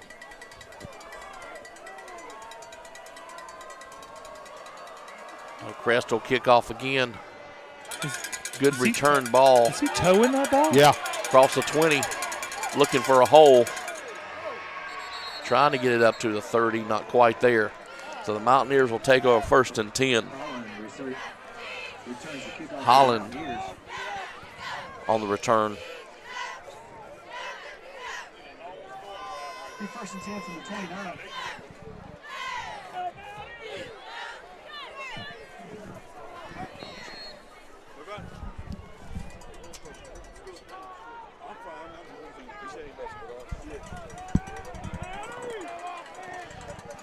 Little John with a 3-receiver set.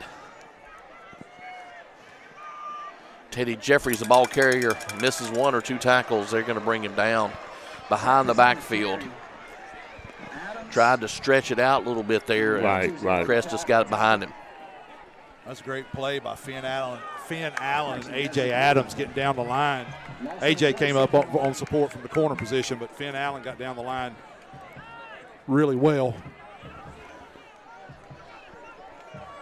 2nd and 11. 2-receiver set, tight end. Fakes the handoff, throws it right over the middle. Bryson Brown, the intended receiver. Like if he would have been patient just a little bit, he would have got to that second window. I think he may have been feeling some pressure there.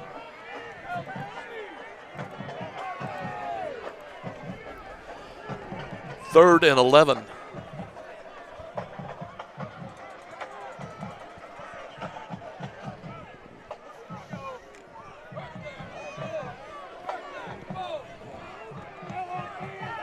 Mountaineers will stay with a 3-receiver set.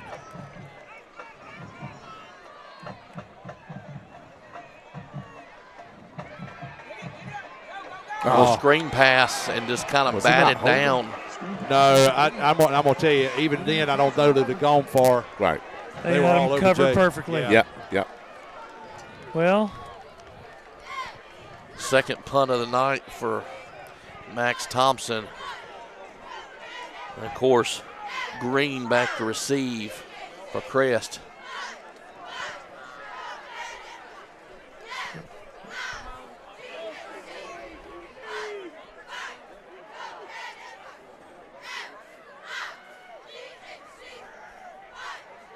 Good snap this time. Good. Decent punt. It's going to roll. And it's going to take a Mountaineer roll and keep going. And the good thing is that Green does not have a chance to return it. Right.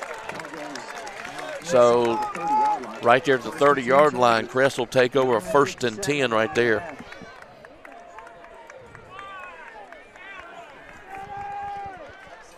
I'm going to tell you, for a young long snapper, that's great, a confidence builder. Right. His seniors came over and talked to him, and we got a good snap. Max got a great punt. That's Helped right. our punter and our snapper there. That's right. It's all about where you respond. It is, because I'm going to tell you, Max was in a tough spot on that last punt. And it was. You see them guys running at you. That's not a fun place to be. Husky back to on the move to pass. Finds a receiver inbounds. And that'll be enough, slightly enough for a 1st down, 1st and 10. Crest. Adams on the reception.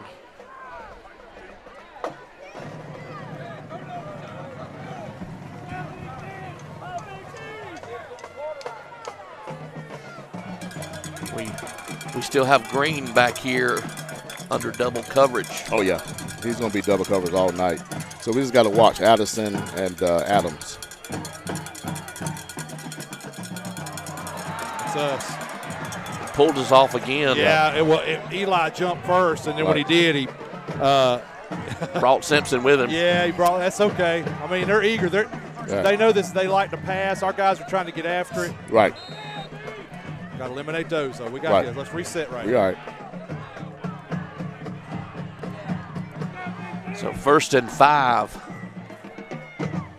for the Chargers.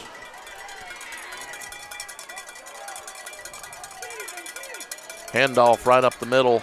A little bit of running room. He'll gain maybe 7 on it. Right. That's 1st down. 1st and 10 from the 46. Aiden Carson, the running back there for the Chargers, number 14.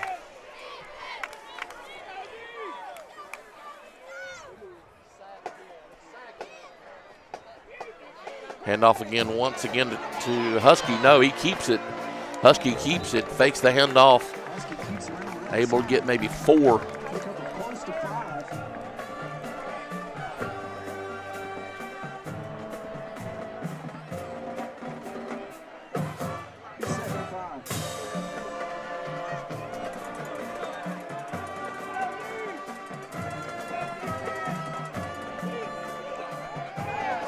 Husky back deep.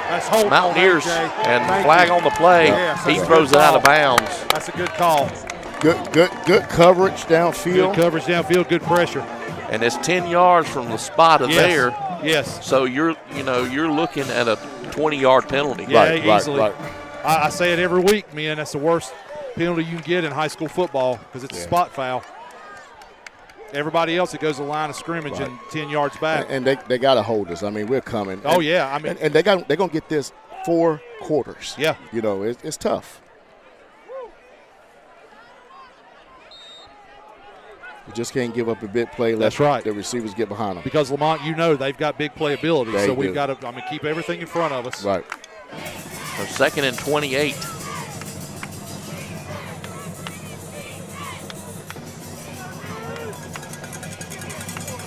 Husky back to throw it. Finds a receiver. He'll get most of it back. Right. Still be 3rd and maybe 4 or 5. No. There's going to be 3rd and like 14. Right. Yeah, they're correct. I'm sorry.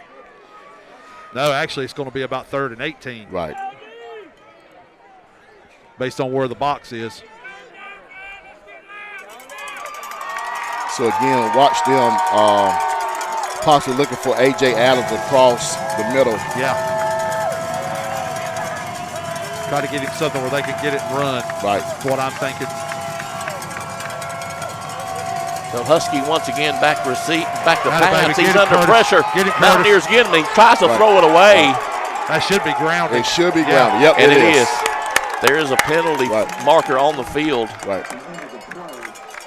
Kind of late, those guys. Did they hear us say it? Well, I think so, but the white hat makes sure he calls that late, Drew, because he wants to make sure there's no receiver in the vicinity. Exactly. And that's going to be the official on that side's call. Right. Is that also loss of down? Yes. Yes, it is. It's 4th down. Yeah. So it's 4th.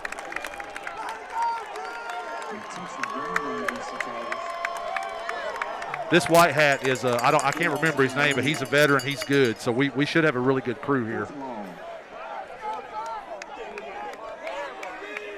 So 4th in the Grand Canyon. I like it.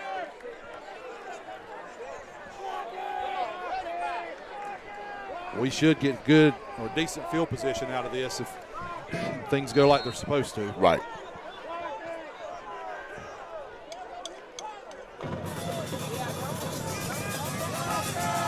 Gotta watch the ball. So it is kind of a low punt. Mountaineers will Turn return it. Go fat. Got a pretty good hole. Hold the ball. Hold the ball. Good job. So the Mountaineers will take over 1st and 10. Pretty good field position.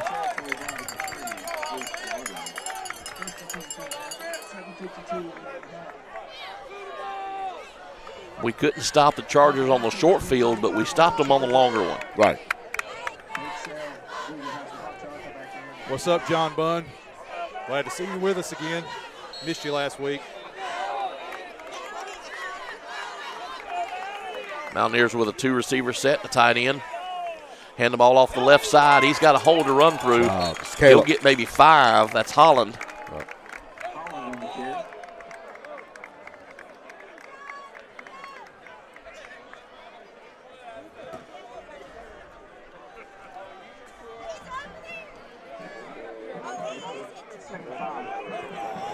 Guys, make sure you stick around for halftime. We have a legend for our halftime interview.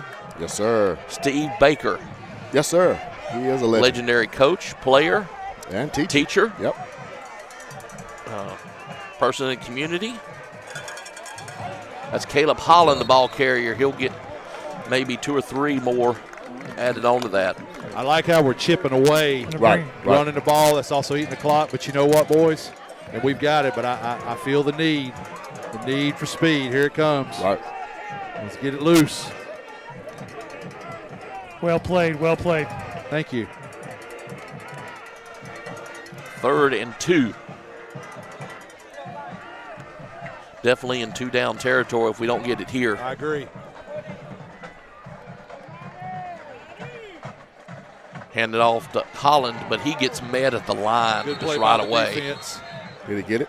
No, I don't think so. No, we're still 2 yards short. Oh, wow. I'm surprised we didn't bring Nasty in for that play. I agree.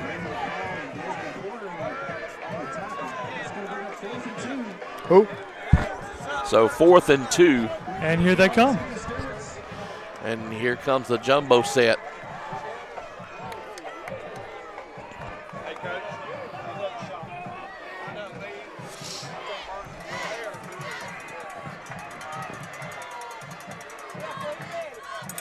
Lift the ball out to Good cut. There it is. Go Ted. Touchdown. touchdown, Mountaineers.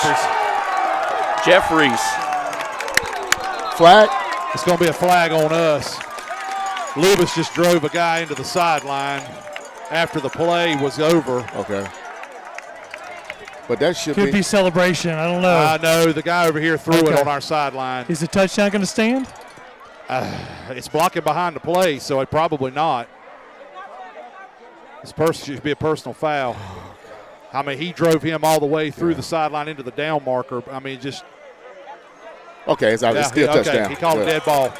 Dead ball. Whew. He absolutely drove 14 through the ground. Listen, I love our aggressiveness, but we got to know. You got smart. Yes, you got to be smart. Listen, I agree. I was going to say the same thing. I mean, we want to win, but we want to win the right way and win clean. Yeah, we got to be smart. And I know Coach Cruz will give him a Jesus talk. He will. Get to the sideline. And I don't say that because Lubis is a dirty player. Oh, don't no. He's aggressive. He's aggressive. He just got to know when to let it up. Yeah, I mean, he had the guy blocked, and he had him blocked. Right. Right. I don't want him to lose that aggressiveness, but you just got to let him know he's in the end zone. Let it go. And I'm telling you, it was after Teddy was in the end zone. I just happened to look, and he pushed him past the down Craig, marker. Craig, you told him to have the need for speed. That's right. All right, when I said it. You just didn't let off the gas. Yes, sir. So, am I correct? Will that be assessed on the kickoff? On the kickoff, yes. Okay. Mountaineers put 7 more on the board. We'll be back here. More Mountaineer football. Don't go anywhere. Stay right here with us. Drew, we'll do an update if you want to. The Mountaineer football broadcast is sponsored by Brinkley Financial Group, Flooring America, Dr. Brad Moffitt and Carolina Chiropractic, Butler's Outdoor Design, The Venue at Turkey Ridge,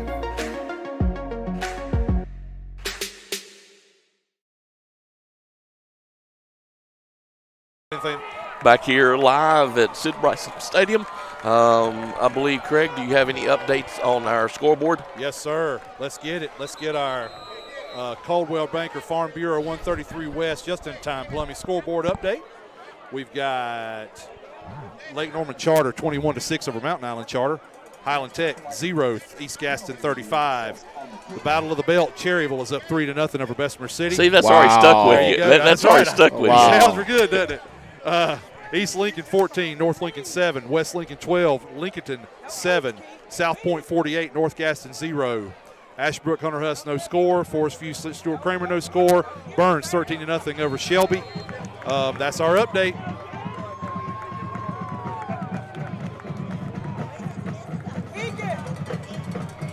Jaden Ellis gets ready to kick it off here with the penalty assessed. Maybe kicking it deep, I don't know. And he does. And it goes out of bounds. Well, we're taking it at 35. That's all right. I mean, yep. That's about as good as you can get on a penalty kick. They could still have us re-kick it, could they not? They have the option, yes. You could take it at the 35 or have a re-kick. Doesn't look like they're going to. No, they are going to make them re-kick it. Because that'll be 5 more yards to back us up. Drew and Lamont, I got a text from Terry, the official, our onside official. Yeah. Well, he's not on site. He's sitting with his feet propped up and his Right. big dogs in his living room. Hope you're doing well, Terry. Yeah, and his blonde watching with him, probably not paying attention. But in all seriousness, he told me he thought that should have been a live ball foul, and I did too. Oh, okay. I'm not saying that because I don't want us to get this touchdown, but I'm telling you, it was. He was still blocking him while the play was going on. Right. We're kind of lucky that it was a dead ball. So they did take the penalty. Yeah. Others may disagree with us, but I either way. Right. Starting to feel like a safety kick at this point back here. Yeah.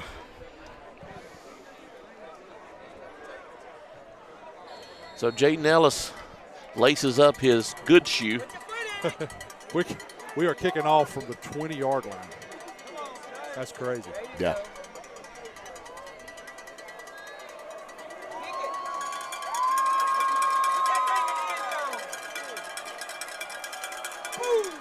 I like it. Squib it.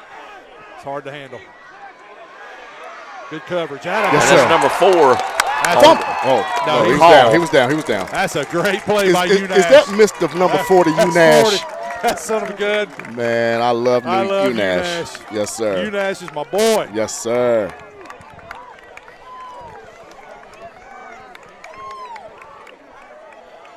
McCall on the return for the Chargers. UNash shot through there like a grease pig. Right. 1st and 10. We cannot give up anything big. We got to keep doing what we've been doing. Watch number 2 and watch number 3, Addison and Adams. Quick throw to number 2. Yeah. And he doesn't have much play. Well, he keeps going. Right. A.J. Adams. A.J. Adams is the younger brother of Maury Adams, who we had a good dose of last year. Yeah. Our defense is going to pin their ears back right here. We're getting after it. Right. It's time. I mean, we don't want to give them momentum. It's time to bring the power and bring the pain. Right. Let's do it.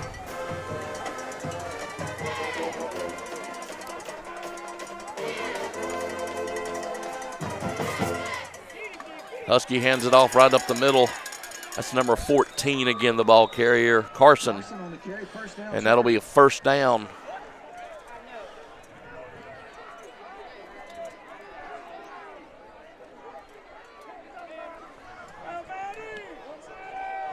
Clock still moving.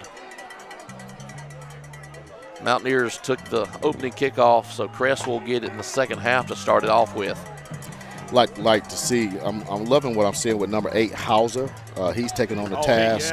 He's really. I noticed that earlier, Lamont. Right. Glad you called him out. That's on him. Yeah, false start. And so I think Quay, of course, is cramping.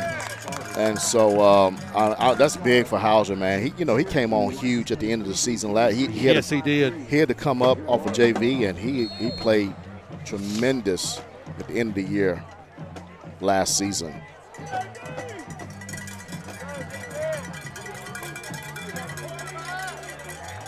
So Crest with a 5-receiver set. Motion.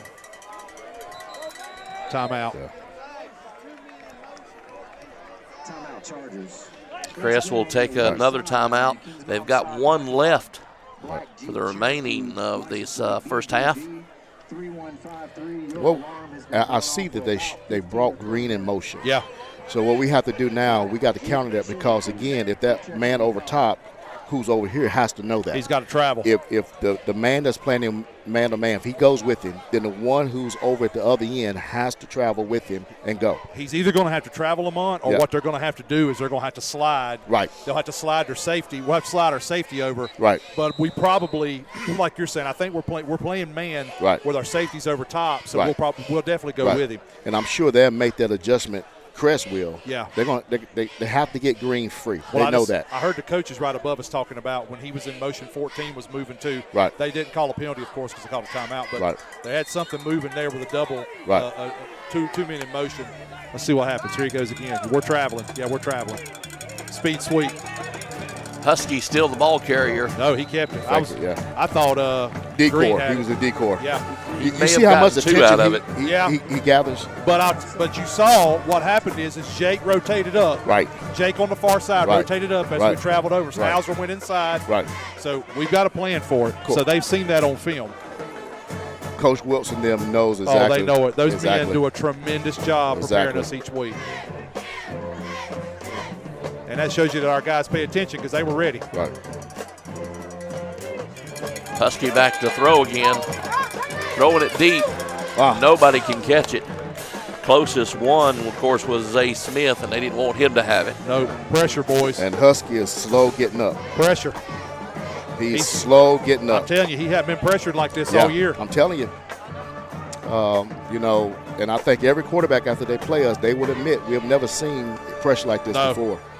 And we just keep coming. It's right. like it's 4 quarters. Fresh. You gotta stop us for 4 quarters. That's a tough task for any offensive lineman. So 3rd and long for the Chargers, and they still act a little confused. Yeah, they're not. I don't know. Play clock's running down. 10 seconds left on the play clock. Husky back to throw again under pressure. He throws it deep. Overthrows it. They're going. I think they're going to get Bryson because he had him on his shoulder. I think that's what they're going to get.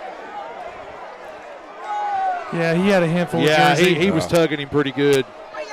He really didn't need to. But he didn't. But in his defense too, I'm going to tell you, when that ball's in the air, he doesn't know when it leaves that it's going to be overthrown. Right. Now, would that give him a first down?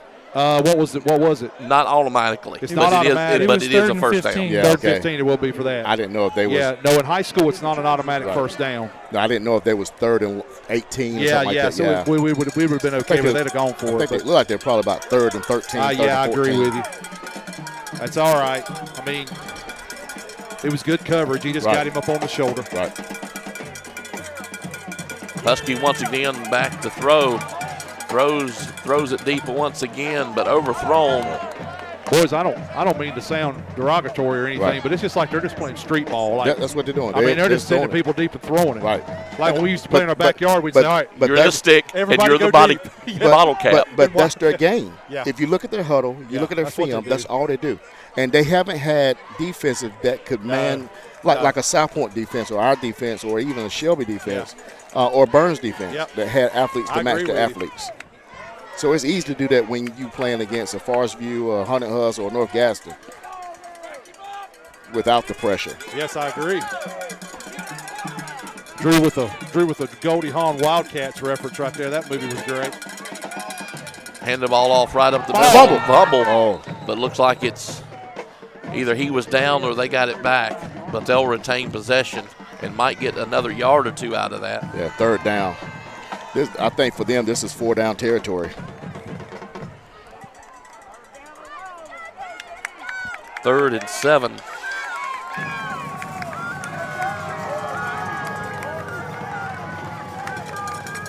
Trying to get the Mountaineers a jump. So he's probably going to go for either Adams or Addison. Husky back to throw again. A little flea flicker. That's a good call. It is. He fumbled. And it fumbled. Oh, we tried to scoop it. Just fall on the ball. Just fall on the ball. Still not a first down. No, but if we fall right there. I think that was number 7, Melton. He's young. He'll learn. He will, but if right just there. Just fall on it. You try to be the hero. Don't try to be the hero. Just fall on it. I'm with you, Lamont. Like you're on fire, baby. Just stop, drop, and roll. Right. Stop, drop, and roll. 4th and 3. He was thinking scoop and score. Yeah. Yes, he was. He'll learn. He's a good player. Excellent player. A lot of tackles. He'll learn.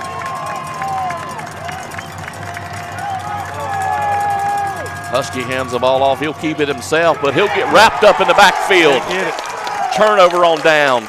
Mountaineers will take over. And guess what came through? Melton. Great play by Melton. Melton, who, again, could have fell on the ball. He came right back. He did. Great play by Melton. So Kings Mountain will take over 1st and 10 with a little over 2 job by minutes Melton. to go. Good job by Melton. He redeemed himself just that quick. Good job, buddy.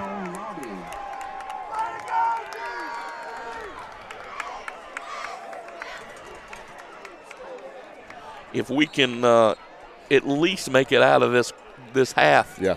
up by 3 scores, are you happy? Yes, Yeah. absolutely. But I think Coach Lloyd wants more. No, he's trying to score. That's right. I promise you. I mean, he's going to do it in a conservative way, so to speak. Right. But we're trying. There's no doubt we're going to try to score.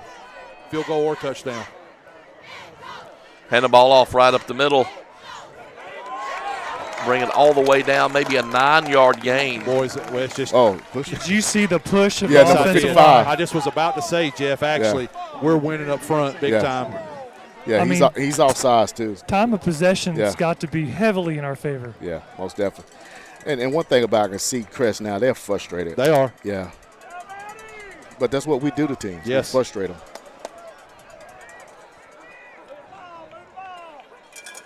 Good cut. And that'll be a 1st down. Good gravy.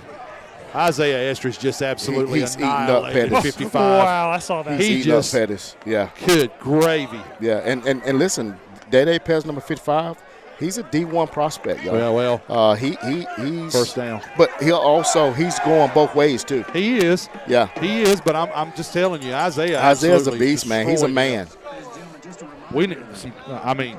I can't believe somebody's not signed Isaiah already. Right. It's coming. That young man's a good player. He got several offers. It's coming. Yeah. Little John back to throw. Throws it deep. They're all over him. He caught that but ball. he caught it. I was about to say, even if he didn't catch it, that was going to be pass interference. That's fat. That's fat, baby. Yeah, it looked like all the way down to the 20-yard line. Right, and it looked like Lamont threw it off his back foot. He did. He didn't get a lot in it. Let me just tell you something, boys. Yeah. That's a sophomore receiver being covered by a junior defender who is a two-way player. Exactly. One of their better players. Guys, I'll tell you what he did. I love basketball. He just boxed out the defender. Well, he learned from that Stuart Kramer game. Yeah, you remember that? He did. Yep. Hand the ball off right over the left side. That's all right. That's right. Not much running room. 2nd down. I'm so sorry. I need for you people at home just to watch our offensive line. Please just watch a few plays. It's a thing of beauty. It is. I mean, I know you're watching the plays and you're excited about the runs and the big throws. Right. our offensive line is just abusing some of these kids, and Right. I'm sorry. Well, it's something that I didn't bring up in pregame, but I was going to. When you look at the offensive and defensive line for Kings Mountain, they look like offensive and defensive linemen. Crest doesn't look that way. They're fast. Thrown over to the end zone. Jump ball. Who got it? If it's double reception, it goes to the offensive player. Touchdown. Yeah. Touchdown, Kings Mountain. And that's what you do. You throw it up there and let your receiver make a play. Yes, sir. Good job. Good job. Good job by Quay. Dual possession goes to the offensive guy. Yes, sir. That a baby. That's As long as he don't let go. Yep, you're right. So that's what you want to do. You want to throw it up there and let your wide receiver make a play, and Quay has all the athleticism to do so. Quay's already looking like the offensive defensive player of the game. Who you telling? It's up and it's good. Mountaineers will tack on one more. 35-6 Mountaineers lead here at Sid Bryson Stadium. We'll take a break. We'll be back right after this. The Mountaineer football broadcast is sponsored by Brinkley Financial Group, Flooring America, Dr. Brad Moffitt and Carolina Chiropractic, Butler's Outdoor Design,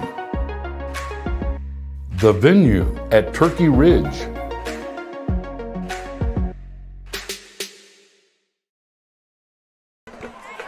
Back here, Crest High School, Mountaineers lead it convincingly here in the first half. 47 seconds to go. Crest will get the second half. Make sure, I want to remind you again, please stay for the halftime show. It's a great show. I got a chance to sit down and talk to Steve Baker a couple weeks ago, and it's a great halftime show. You do not want to miss it. Guys, I don't know what the feeling is up there in the stands, but I'm telling you what, I'm feeling like I'm at Hogwarts tonight because we're seeing magic on the field. Man. I'm telling you, this is 35-6. Our guys, and if it hadn't been, for that special team thing, I'm not sure even Crest would have scored. Craig. I agree with you. I mean, Quick whistle. We gave them a short field. We did, and they did what they were supposed to do. They capitalized, but again, it was a struggle because he had to roll out. He was almost getting tackled. Yeah, you think about it. He just threw it up there, and his guy just made a heck of a play and caught the ball. I'm with you, Lamont. Two of the things that we've noticed is the pressure we're putting on them is totally wreaking havoc on their offense. Right. And even on the short field, they had to struggle a little bit. Right. And they worked for it. We've capitalized on things we needed to do when we've gotten good opportunities. Right. So I don't believe that the officials were set, so they reset the ball, and we'll kick off again. Jaden Ellis getting his signals from the side of how to kick the ball. And a little pooch kick around the 30-yard line. Good job. Maybe a 2 or 3 yard return. That's a great play by Dre. Good tackle by Dre. Look at that. Dre went red to young people at West Elementary today. Yeah, my son was there. I think all of us there, man. That makes a difference. Now, we cannot give – it's 42 seconds. We do not need to give up. All he's going to do is sit back and try to just throw it. We just need to play back and make sure we don't give up in no big play.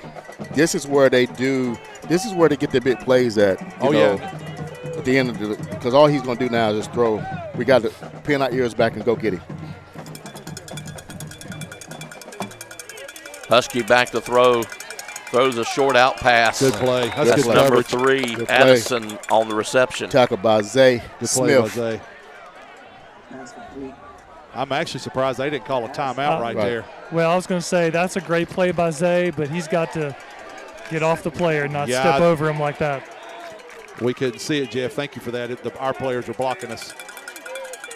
We couldn't see. Husky back to throw under pressure. He gets out of the pocket and just runs with it. Nothing dumb. Let him go out of bounds. And he'll go out of bounds and stop the clock with a little over 8 seconds to go. So he puts me in mind so much of Rockamore. Yeah. Well, and, he's slippery. Yeah, with a quarterback like that, you're not going to keep him down all night. You just got to contain him. Yeah.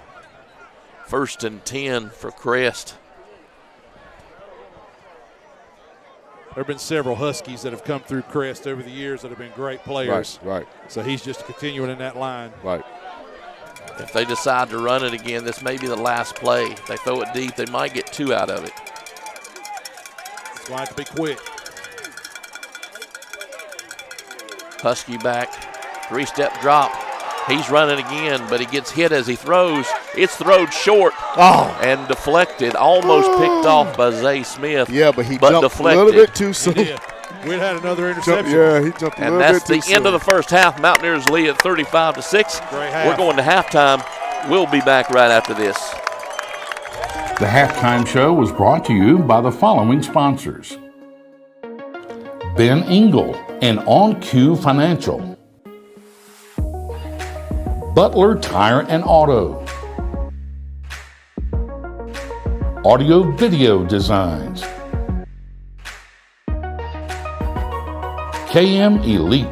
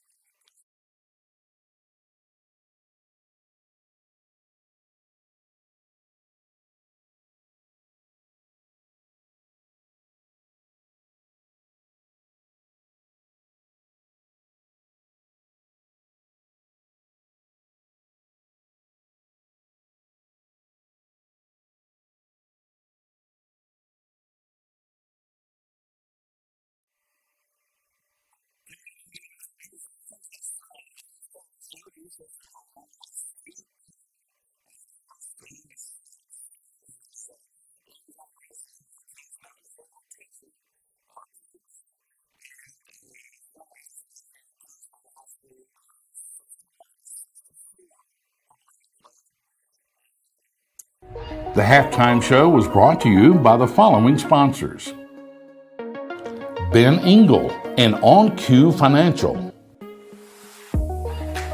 Butler Tire and Auto, Audio Video Designs, KM Elite,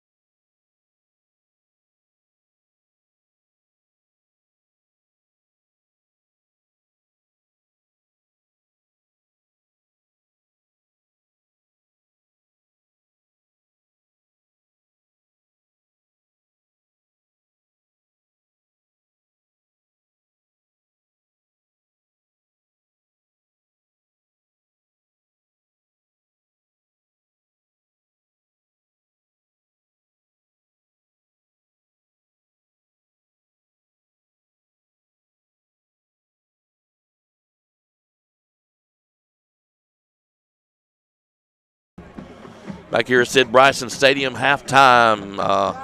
Mountaineers lead 35-6. Just a quick check of our Farm Bureau 133 West Caldwell Banker just-in-time plumbing scoreboard. Any interesting scores, Craig? Well, not really interesting, but we got some updates. We got East Gaston 42-0 in the third quarter over Highland Tech. Lake Norman Charter 21-6 over Mountain Island at the half. We've got East Lincoln. This one's kind of surprising right here. I will say this one's interesting, Drew. At the half, East Lincoln's only up 14-7 over North Lincoln. West Lincoln, also kind of surprising, only up 12-7 over Lincoln at the half. Not surprising. South Point 55-0 over North Gaston at the half. Bless their hearts. The Battle of the Belt, the Cherryville Ironmen are up 10-6 over the Bessemer City Yellow Jackets. They're still not reporting a score in Forest View and Stuart Kramer. I need to look a little deeper on that one. We heard the last time score. The one I'm showing here is not right. The latest score with Burns is Burns 21, Shelby 7. And then we've finally got a score in the Hunter Huss Ashbrook game for the Battle of the Hunter Huss up 12-7 over Ashbrook. That would have been kind of deep. It would have been. Battle of the Well. Here at John Gamble, I'm about to say John Gamble, Sid Bryson Stadium. It's halftime. I want to say special thank you to our halftime sponsors, On Q Financial with Ben Eagle, Butler Tire and Auto, Audio Video Designs, and Kings Mountain Elite. We'll take a break. We'll be back here to get ready for the kickoff of the second half, so don't go anywhere. We'll be right back after this. The halftime show was brought to you by the following sponsors: Ben Engel and On Q Financial, Butler Tire and Auto, Audio Video Designs, KM Elite,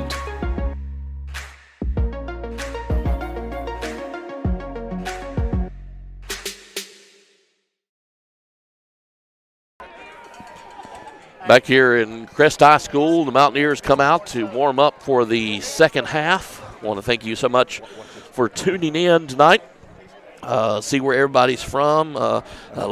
Chat out and tell us where you're listening from or watching from. I see Brad Jones. Of course, he's around the Ding Dome. He's at the Ding Dome? That's what he says playing he is. Johnson C. Smith. Tar Heels playing Johnson C. Smith. Who else you got? Brad Jones. Did you say Brad Jones? I did. Brad Jones is built Ford tough. I just got a feeling about Brad Jones. So this is a Tar Heel fan. Built Ford tough. Who else you got, Drew? I'm going through here. Not a lot of people's let us know where they're watching it tonight. They're just as excited as we are how the Mountaineers have come out. You know, and this was just like what we saw last week and what we wanted to see this week. You know, the Mountaineers put their foot on the pedal. Yeah. and really hadn't led at all. No, I agree, and we've executed well both sides, and well, really all three. I mean, I know we had the hiccup on the punt team that time. We've had a good return on the kickoff they had, 2 kickoffs they had, and we had a good quick on our own kickoff recovering the ball. But I'll tell you this too, Drew. What I've been happy about is how we've played consistently. We've used the clock well to our advantage. But you and I both know, and Lamont does too, this team is very explosive. They came back big time on Shelby and hung 42 points on them in the second half. So this game is not over. No, we've got to play. This team has shown they can come back, and they are electric, and they get some momentum. But I just think we're poised. We have better.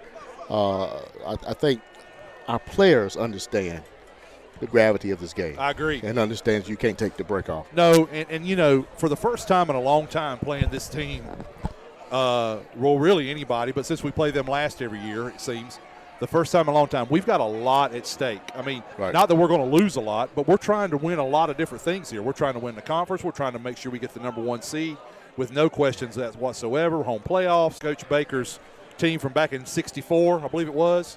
There's a lot on the line, Lamont. I'm with you. They know exactly what they're trying to do here. Right. Finally got some coming in. Durham, North Carolina. There we go. New Hampshire. Yeah. All right. Is in there as well. Jamie and Myra from Hickory. There we go. Lincolnton. Daytona Beach, Florida. Daytona Beach. Jacksonville, Florida. Jacksonville. Lincolnton, North Carolina. Got a couple. Yeah, SOR, Mako, he's in Pigeon Forge. We're so grateful he gave them boys that juju juice. And for those of y'all who don't know what that is, well, it's still a secret. That's exactly right. So, Mako, hope you're doing well, man. And Jerry Carrance checking in. Christopher Williams, my neighbor, checking in. Deshaun here, player here. All of them are checking in. So, speaking of former players, I walked through the gate tonight and saw, Jake Merchant. Jake Merchant in here. Part of the sheriff department. Man, looking great in his sheriff's uniform. Exactly. Thanks. Really appreciate Jake's service. He was a tremendous Mountaineer. Exactly. His dad's standing over here to my left. Exactly. But it's great to see Jake when we walked through the gate tonight. He got. Did he have an injury his senior year? Was he injured his senior year? He was. Right. Listen, and one of my favorite things when Jake was a freshman, we had a play. It was called 8 to Jake. Right. Or right. It just was send Jake deep, kind of like what I think Chris is trying to do with 6. And we did that. And we'd always say, be afraid, be very afraid. That was a good play for us. Well, let's take another timeout. We'll get ready for the second half. Mountaineers and the Chargers. Stay with us. We'll be right back after this. The halftime show was brought to you by the following sponsors: Ben Engel and On Q Financial, Butler Tire and Auto, Audio Video Designs, KM Elite,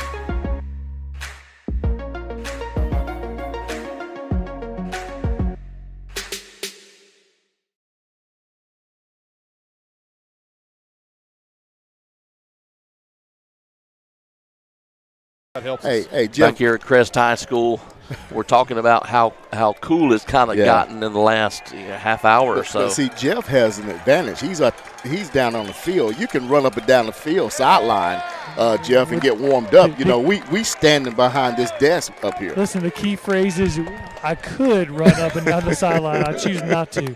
I was running around a lot today, and I was hot. Finish! I did not bring a blanket. I did not bring the right clothes. Freezing. Maybe if we're home next week, we can go ahead and schedule around 6:30. Do that. What's it called? Flight or what is sprint competition? Oh, Am I supposed to run? Or we've been talking about that since week 2. Most definitely. Since week 2. Maybe next Friday's the night to pull that. Right. Jeff, you weren't with Tune in early. You weren't with us real early. Real early. We also talked about trying to do like a basket toss flight, kind of. We were trying to decide who would throw who. Now, if you're with us, we're definitely throwing you up in the air because you're the lightest of the 4 of us. $172. Oh, man. Gary Moffitt. Yep. Gary Moffitt's watching in Asheville. Gary Moffitt's Is it? Coach Moffitt's over here, his brother. brother says the legendary Coach Moffitt. Make sure we give right a shout out in to front of him. us. I think Brad usually watches us, doesn't he? Is Brad watching? Brad's too busy. He's at a function. Listen at you. You tell Brad. Yeah, he's at a function. Coach Moffitt, the legend here in front of me. So Jaden Ellis will get ready to tee it up. Here we go, boys. We'll open up the second half. Mountaineers and Chargers. And once again, kind of a short kick. Chargers will try to return it. They got some room on the far side. Looks like they'll run out of bounds. Yeah, UNASH forced him out of bounds. Right. Guys, am I the only one that thinks Coach Moffitt, it looks like he's in such good shape? Oh, he could throw me. Exactly. The looks aren't deceiving, Jeff. Exactly. Not deceiving at all. Ripped. Who is the this is before my time. The old guy that used to be on all the shows, that he was a weightlifter. Really old guy. Oh, Jack. That's right. Jack something. Yeah. I remember. Yeah, I can't remember his last name. Good play. There we go. Handoff right up the middle. The Mountaineers are just camped out waiting for him. Great play by Armstrong. And again, I think this is the same thing. You know, when we had SC, they came out in different things. Yeah. Stuart Kramer. Yeah. And it came in the second half and made those adjustments. Yeah, we settled. Yeah. I'm telling you, that right there, that would have either been Melton or Armstrong. Right. And then Javi was there too. I mean, that was a great play defensively. Right.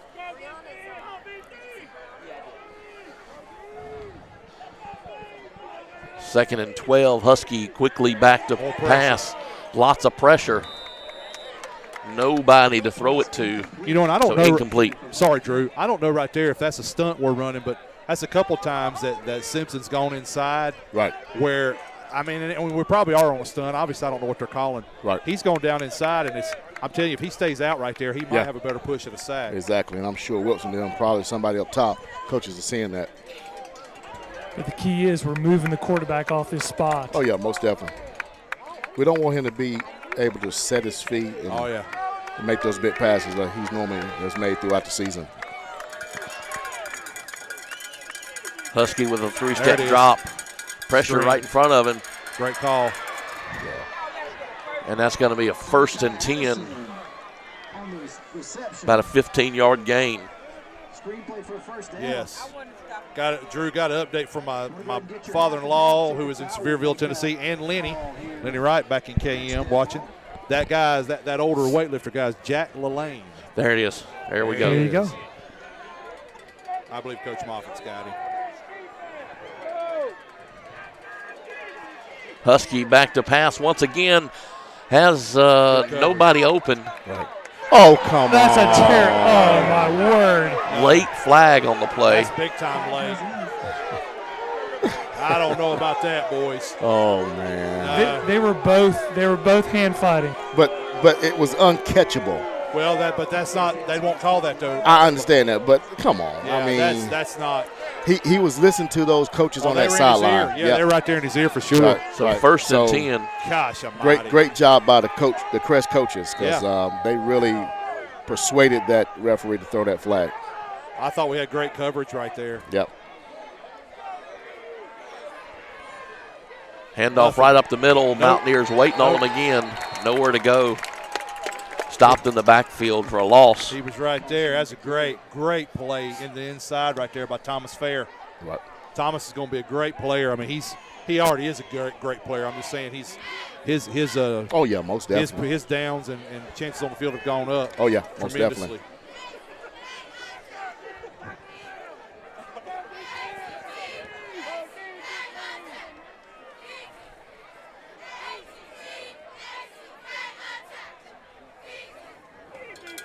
Husky back to throw again. Just throws it up. Nobody to catch it. Oh, he almost caught it. Yes, he did. He almost caught it. Now, I don't know may if have been out of bounds if he caught it, but yeah. He was closer to make the play than Crest was. Yeah. Boys, I'm going to go back to that pass interference. I know that it's the linesman that's trailing on that one, but that's 2 that he's called. Right. Has Green caught the ball? No, he's not. He hasn't had a reception. No. And I know he's tired because he's going up and down the field.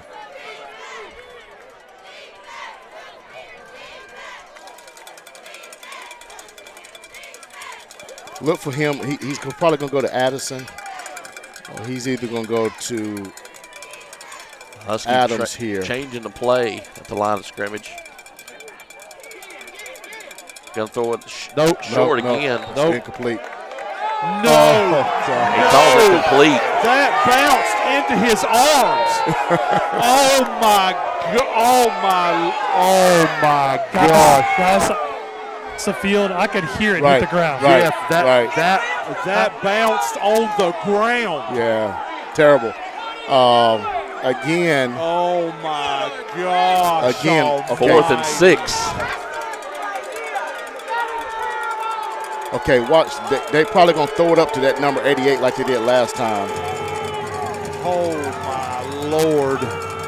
Husky pumps once, trying to find somebody to throw it to. The Mountaineers just eat him up.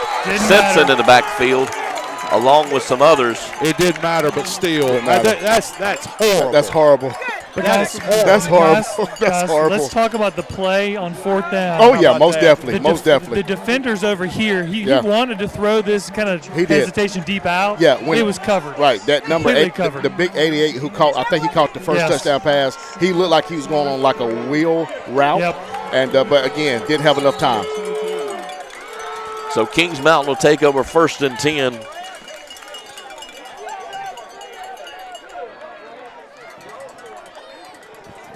Let's go, boys. 4 receivers set.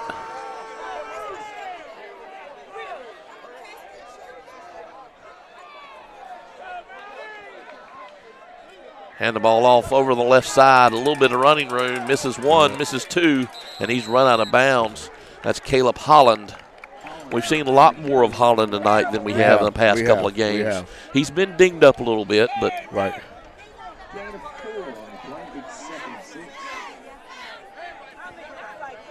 Is that because of their speed on defense? Are we trying to match it? What do you guys think? Well, I mean, I think so, but but they did. I'll just give them credit. They played great down the line right there.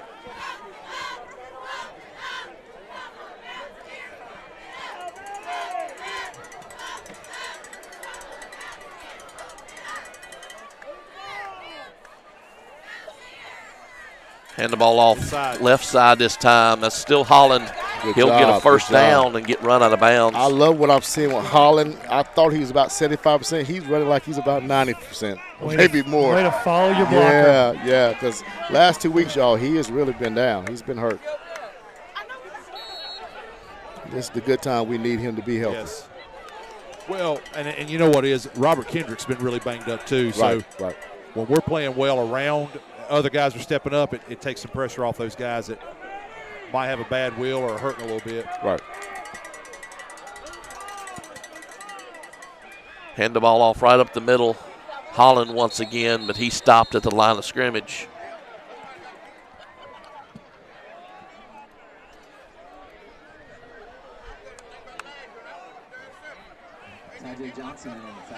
They'll give him a yard on the carry.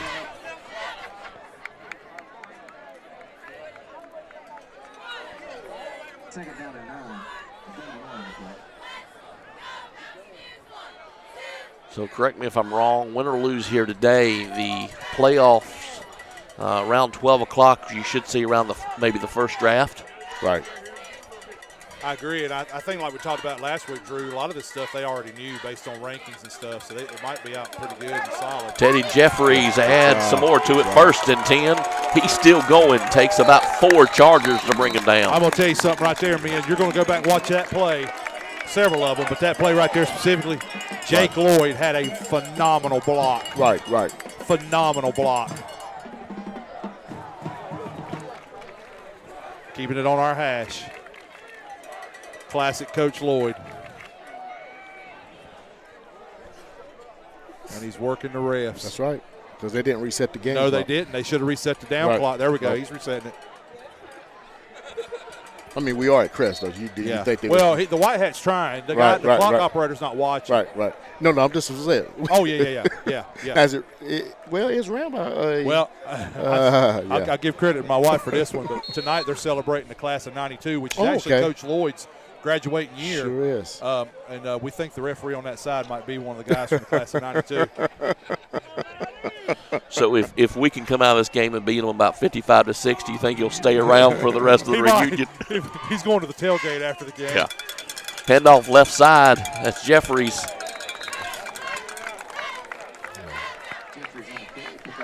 He'll get about 4 on the carry. Yeah. And what I notice now, what we're doing is you ground and pound, you take that clock, run that clock. What's going on? He's the wrong way.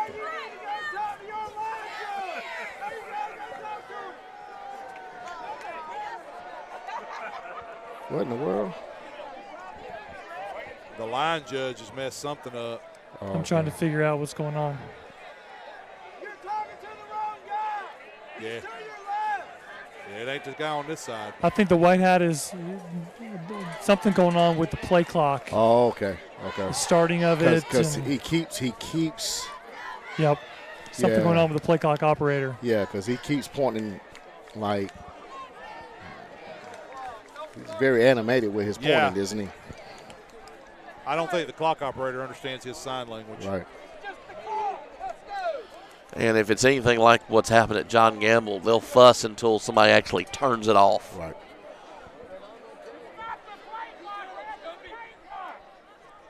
So he's telling them to cut it off. Cut it off. He's telling them to cut it off. They're going to keep it on the field. Yep. The back judge keeps it on the field anyway, even when the play clock's running. Right. So he told them to leave it off. And I think that I think that was initiated by Coach Lloyd because they weren't running it and setting it correctly. Right. I give credit to Coach Lloyd for seeing it and the white hat for being on top of it. Right. But he's a veteran official. That's what we need. Hand the ball off left side. That's Jeffries again. Nice He'll miss one tackle. Cut. That was a great cut, actually. Still able to get some yardage on it. It's close.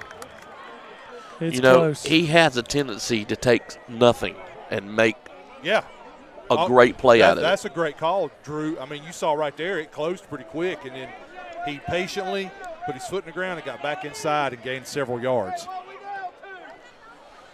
So 3rd and a yard.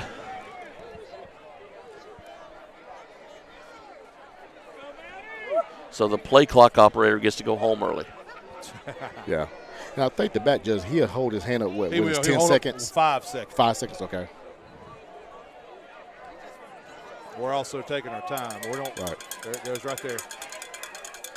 Oh, that was busted at the beginning. Yep. They read that one. Well, they did, and I'll tell you too, we were messed up on our exchange. Right. Like he was stretching a little bit too much. Yeah. 4th and 5 now.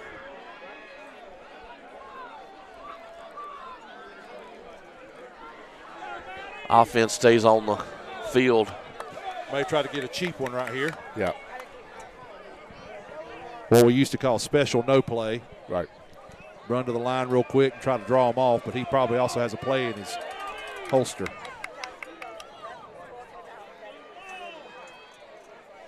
Yeah, that's what I thought. A lot of times, okay, timeout. I was going to say a lot of times he'll do that and audible. Right. So Kings Mountain will burn their first timeout. We'll go to a break. We'll be back here with more Mountaineer football. Don't go anywhere. More after this. The Mountaineer football broadcast is sponsored by Brinkley Financial Group,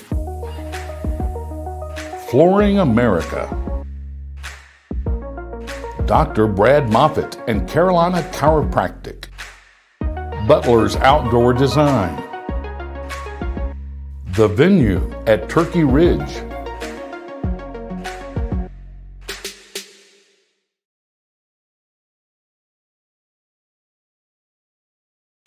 since we used a timeout. Back here at Crest High School, we're discussing whether the Mountaineers will go for it. Might be a Jake play. We ain't talking him tonight. Yeah.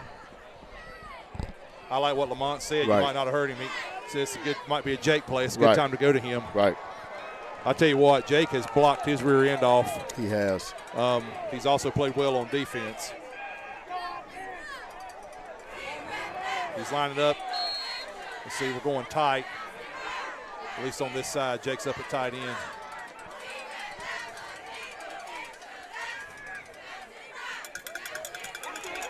Great call. That's a first down. Good job. And Great then call. some.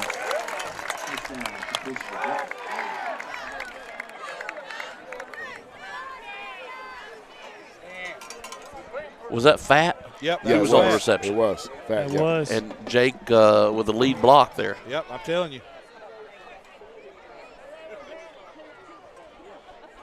Maybe Jake's just in a bad mood tonight. He just wants a block. Just let me block, Coach. Of course, I don't think I've ever seen Jake in a bad mood. No, I'm with you.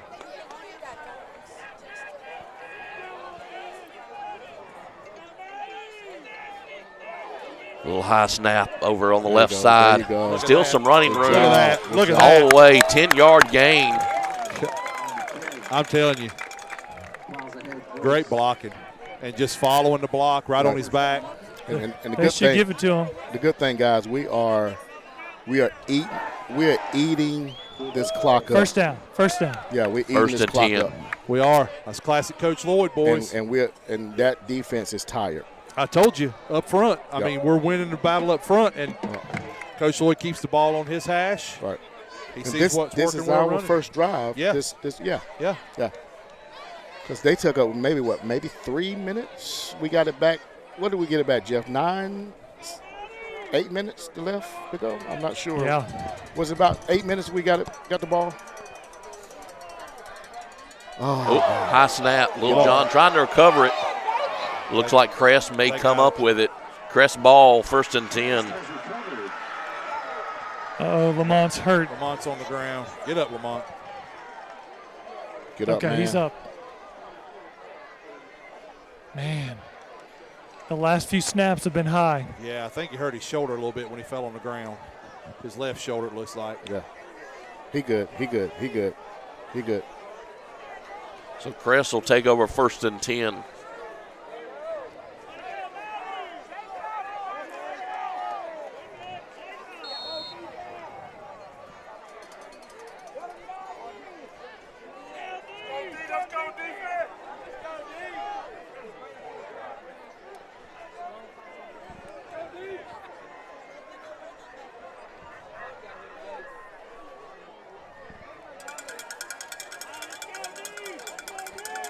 Husky calls signals, hands the ball right up the middle. Mountaineers there waiting on him. Not much.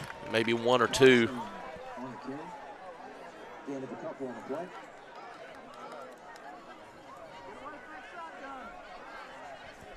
Tell you, 14, it's a little gingerly getting up there. He took a shot. Carson, number 14 for Crest. He's running the ball hard.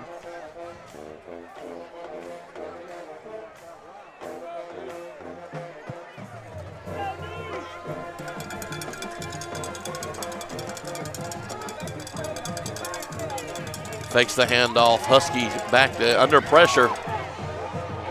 Finds some running room. They'll run him out of bounds. Guys, Jake Lloyd. Antonio was held. His jersey was pulled. I don't know how they didn't call him. I don't either, Jeff. I was about to say the same exact thing. In fact, he was held so bad that when he went back to make the play, it threw him on the ground.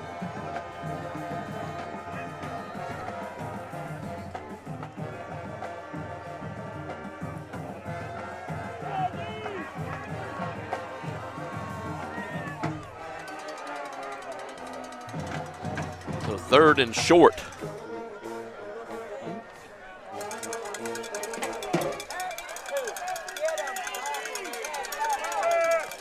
Husky calling his signals out.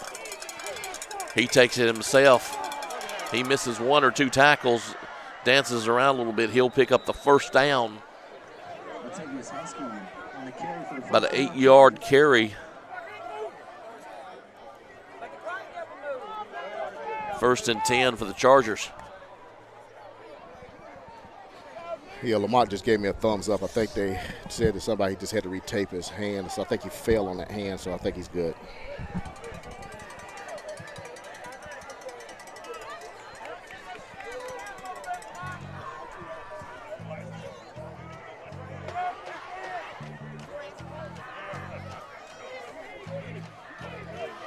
Husky under pressure, throws it deep. deflected by the Mountaineers.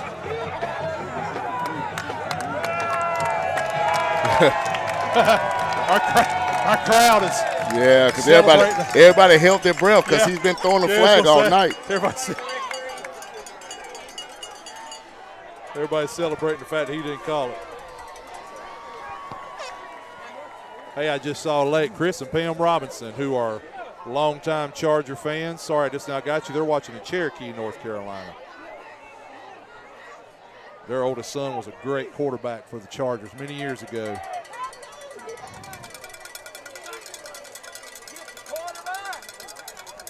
Husky changing his signals.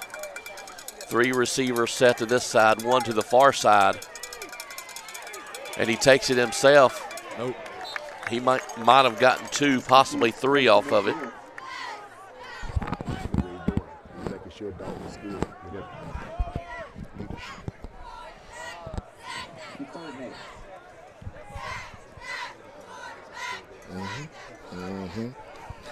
About a 3rd and 7.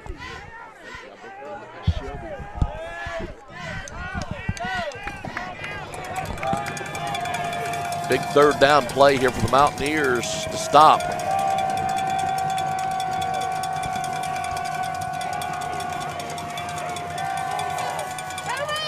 Deep ball thrown, and it's going to be touchdown, Crest. He's thrown it several times tonight. That's the only time he's actually been on target without, a Mountaineer around him. He is, and I'm going to say something, guys. If I could clear my throat, sorry, good gravy. A little bit of a taunt there, in my opinion, you saw it, when he went into the end zone looking back at Robert. Right. We're not going to get no flags up here. No, I don't have a lot of thought for that. Right.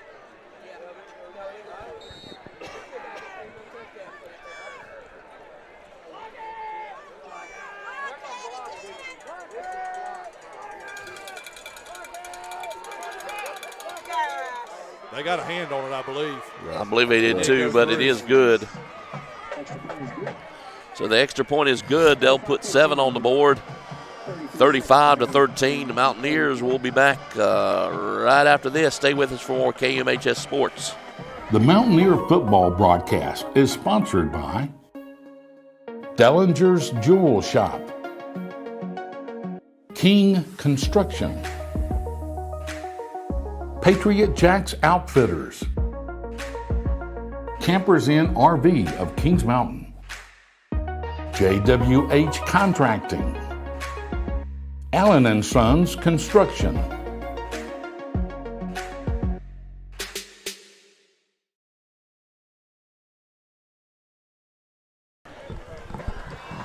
Back here to get ready for the very end of the 3rd quarter.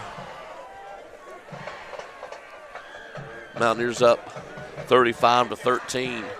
I would dare to say that really any offensive play for Crest is 4 down territory right now. I agree.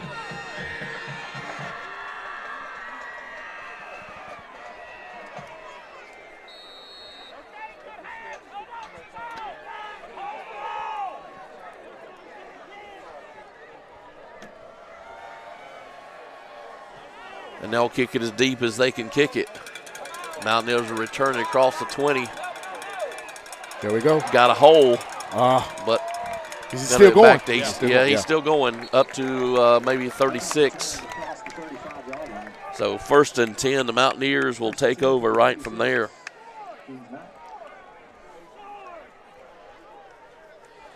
At the 36-yard line.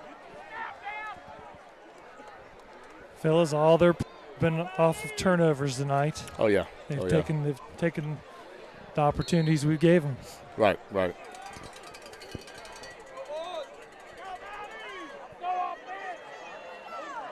Hand the ball off left side. Misses 1 tackle, misses 2. Gets run out of bounds on the 3rd one. Right. That's Jeffries, the ball carrier. That was big man running the ball right there. Still able to get 4 yards off of it. Right. And part of what he got right there was off of Zay's block out here. Zay blocked number 4. Right. Now they're talking to each other a little bit about it. Zay had a great block on this outside. But again, guys, that's what we've seen this year with Teddy. He's patient. and he got something great out of it. Going to the fourth quarter, y'all. Drew, your favorite rendition of the fight song.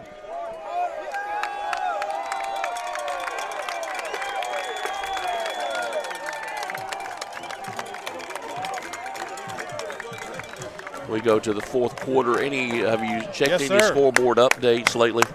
Let's get them on our Farm Bureau 133 West Colwell Banker just-in-time plumbing scoreboard. These are third quarter scores. East Lincoln 21-7 over North Lincoln.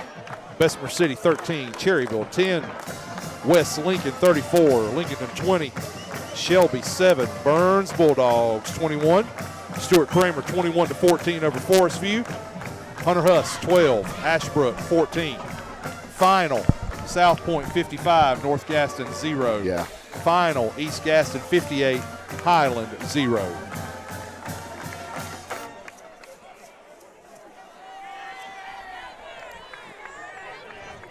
So no, I won't say that. Right. I was about to say something, then I said, no, I won't say it. I won't say it.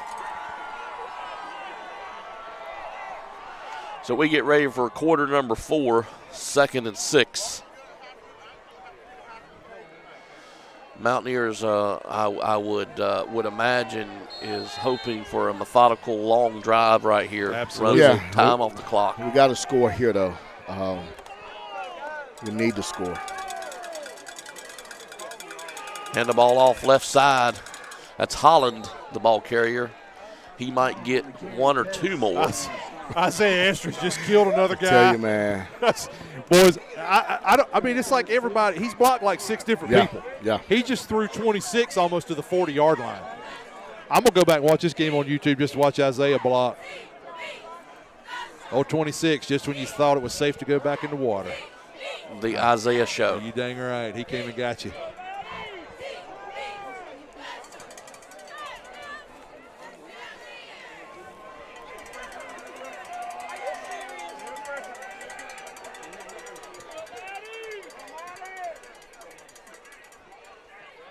Takes the handoff, throws it short. There's that play to Get Jake, it? Drew. Oh, it was short. They're going to mark him about a yard short. A special no play right here. Right. Oh, 2. I thought he was only going to be 1. We get too good of a spot there. Yeah. So 4th and short. Yeah, they're going heavy. Yeah. So the Mountaineers are putting in the personnel to go for it. Now, whether they really do or not. I think the Mountaineers right now just need something positive to go on their side to get the momentum back. Coach Lloyd's going to let it run down and take a timeout and decide. There we go. So timeout Kings Mountain. They'll have 1 left. And they'll take a timeout. So will we. We'll be back here. More Mountaineer football, KMHS Sports. Stay with us. The Mountaineer football broadcast is sponsored by Brinkley Financial Group, Flooring America, Dr. Brad Moffitt and Carolina Chiropractic, Butler's Outdoor Design, The Venue at Turkey Ridge,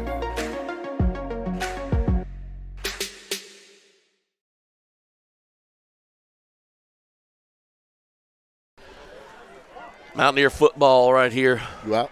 Those. You can't hear? 4th quarter. Mountaineers 4th and 2.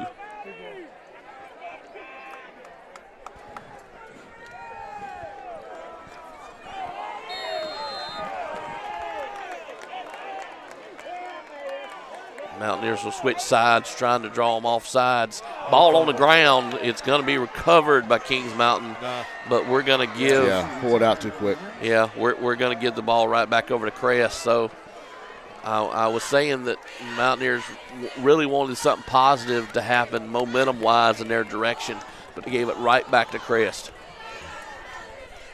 Yeah, we want to really, take the life from them, but this gives them a little bit of mojo right here.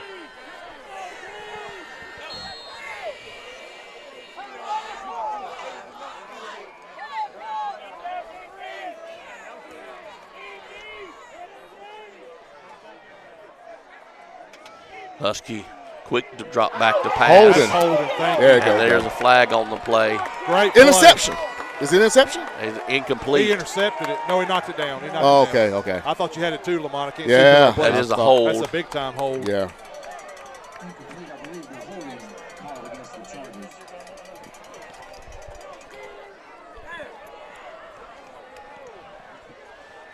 See exactly where it gets marked at.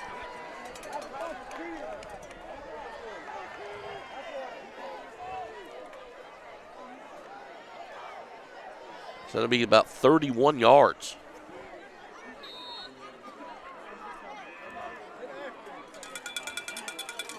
We can really get after him now because he's going to try to throw it for sure. Oh, yeah. What they may go with here is like a little tunnel screen or something underneath. Right. Or he may sling it like he's been trying to do. Right. Husky fakes the handoff. He takes it himself. He was looking to throw that ball. He'll get most of it I back. don't know if y'all saw or not, but 88 was trailing on that side like he was going to throw it across the line or down the line, I should say. 45-yard line.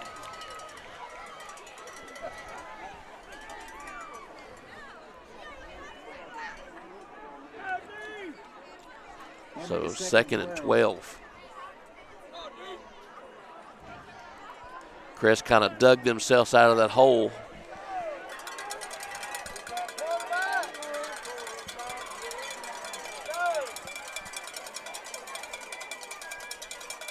Husky again under pressure.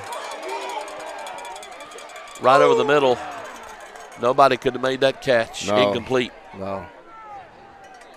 Pass incomplete, intended for Corey. They'll bring a 3rd and 12. Well, maybe I could have.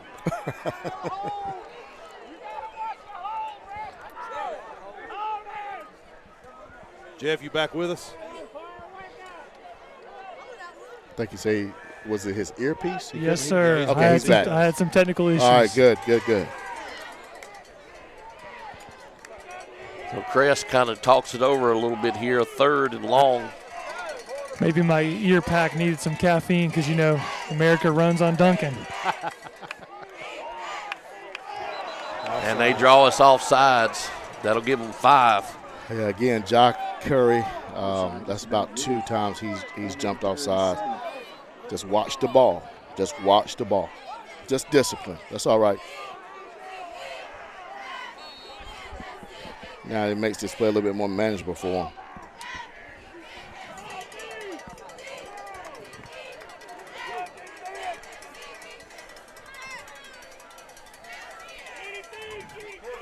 Hand it off right up the middle. No, he didn't get it. No. He might have gotten half of it. Right. 4th down. 4th and 4. Of course, they'll go for it.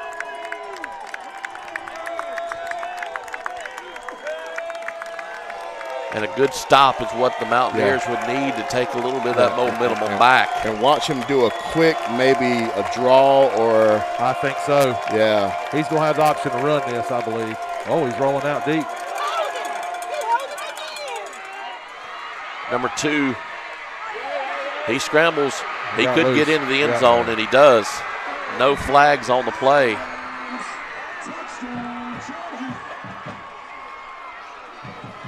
So they'll tack on another 6.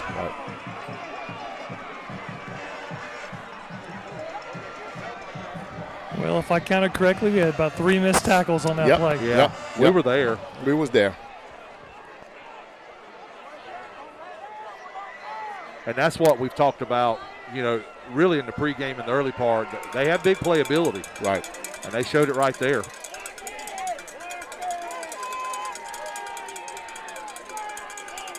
Bad snap. No good. Ball's up. Oh, it's and good? It is good. Wow. Knuckleball. So Mountaineers find themselves with just a 15-point lead right now. Right. 8:34 to go. We'll stay with it here on the field. And I won't really ask you what we should do here. I know what the answer is. Move the ball. Yeah, we got to move the ball. That's what we've had a hard time doing. Score. Beat some clock. Yep. Got to move the ball.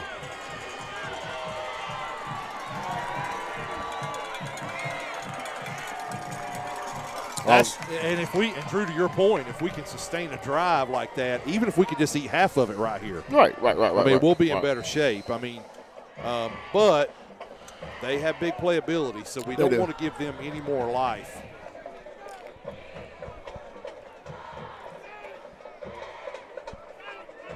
I mean, you think about a couple things. We've gotten sloppy in a couple areas. We have. Handling the ball. We have. So we've got to be better there.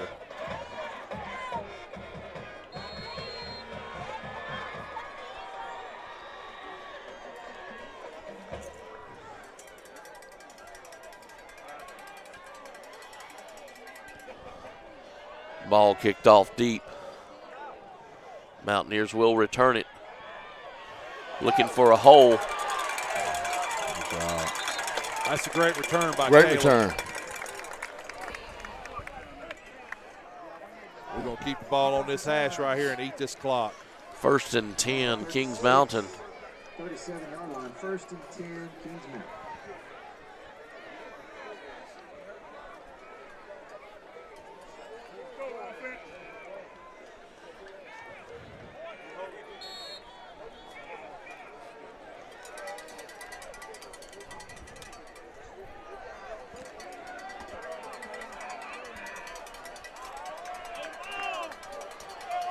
Little John will bring them to the line. They had too many people on the field. And they call Crest will call a timeout.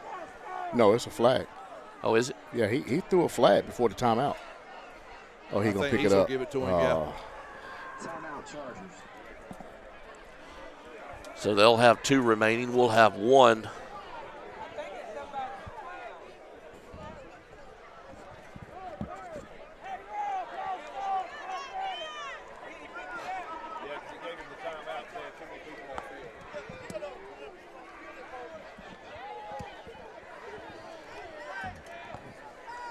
Jeff, has the atmosphere on the sidelines changed a little bit here in the second half since Crest has done some positive things on the field? It's pretty quiet, probably unusually quiet, and I think maybe we lost a little focus. Yeah, we just need to sustain this drive, take it down, and get a score, and put this game to rest. Do want to remind Mountaineer Nation that our volleyball team is 4th round, take on Fred T. Ford on tomorrow at 2 p.m. Are they hosting Lamont? They are hosting. Good for them. Good for them. Good luck, ladies. Let's win that one.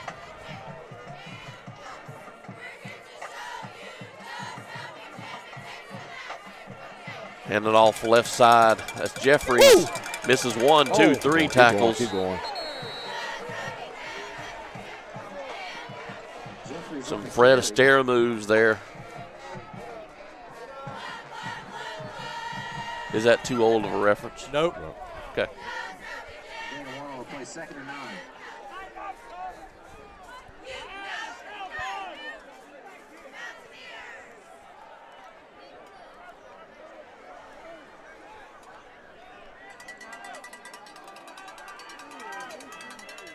I couldn't think of anybody newer.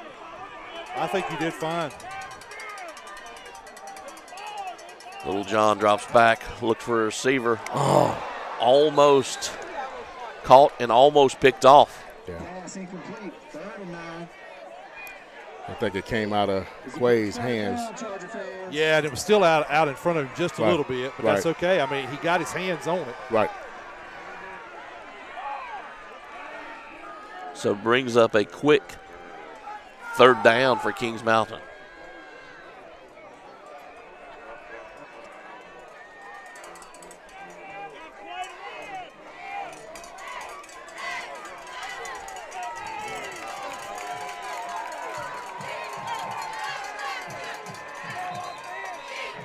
And Kings Mountain will burn their last timeout. And they'll do that, and so will we. We'll be step away. We'll be right back. More Mountaineer football right after this. The Mountaineer football broadcast is sponsored by Dellinger's Jewel Shop, King Construction, Patriot Jacks Outfitters, Campers Inn RV of Kings Mountain, JWH Contracting, Allen & Sons Construction.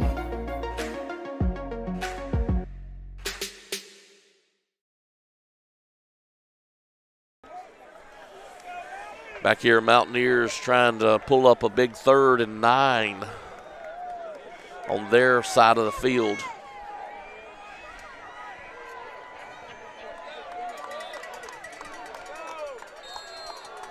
Ball at the 37-yard line. Little John back to pass. Finds his receiver, picked off. Going to be run out of bounds. Underthrown. Yeah, underthrown. You know, Crest just has the momentum, and we haven't been able to get it back from them. Right. We're going to have to find a way to do it, whether it be offense or defense. That's right. To get that momentum back. This just got interesting. It got very interesting. Just regroup, stay up. It happens. He just underthrown, they made a heck of a play on that. Well, and what, like Drew just said, I mean, we had all that momentum in the first half, and now it's switched to them. It's a funny thing in football. Run right up the middle. Mountaineers there waiting on him. Not much to gain. Inside the 30. I like the play call. I mean, it was open. It was open. It was open.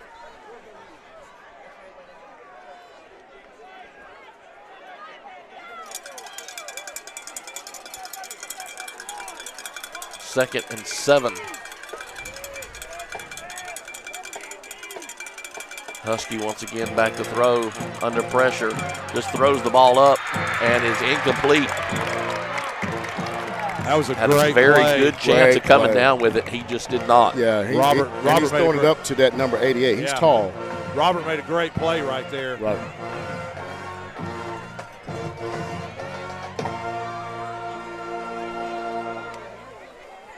I would not be surprised if they tried that again right here. Oh, yeah. Number 88 is they're going to her. Well, that's what they do, guys. Yep. I mean, what we talked about earlier, they're big play. They think their guys can go up and get it.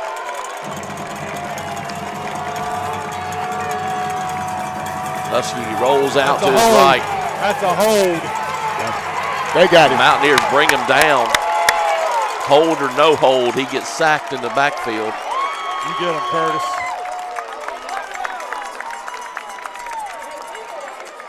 That is pretty much what you have gotten on a holding penalty anyway. Right. Boys, what's amazing? And it's a 4th down. Yeah, Fourth down. What's amazing about that is how our defensive line all night has just played on another level.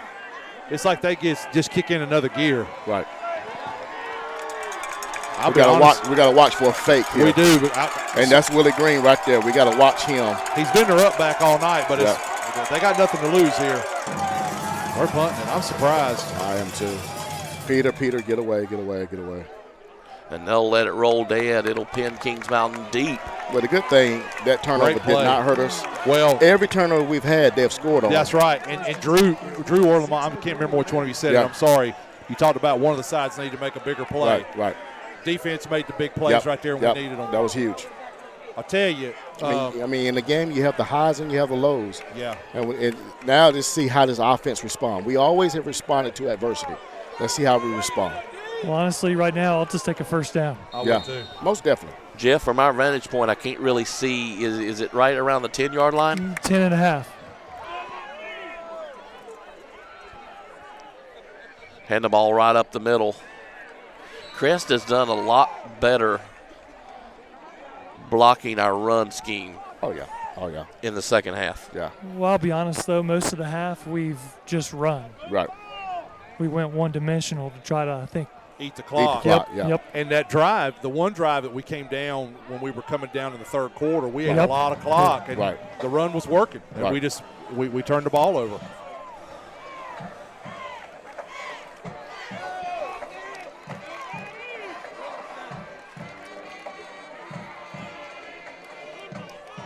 Little John hands it off left side. That didn't go anywhere. Yeah, nowhere to go. And brings up a quick Third down. Lost about 3 on that play.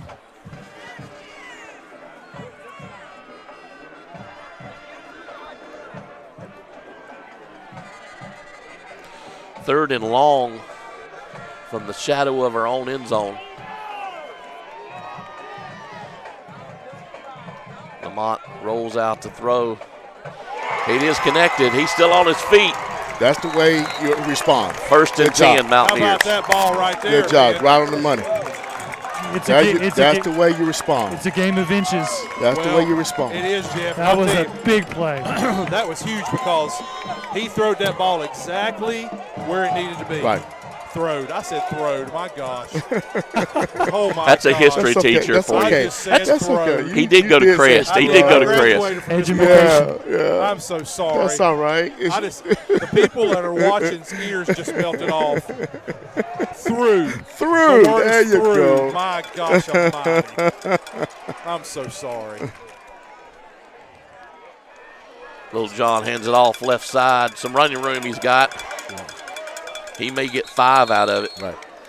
We have got to get the snaps Yeah, that snap down. is still as high.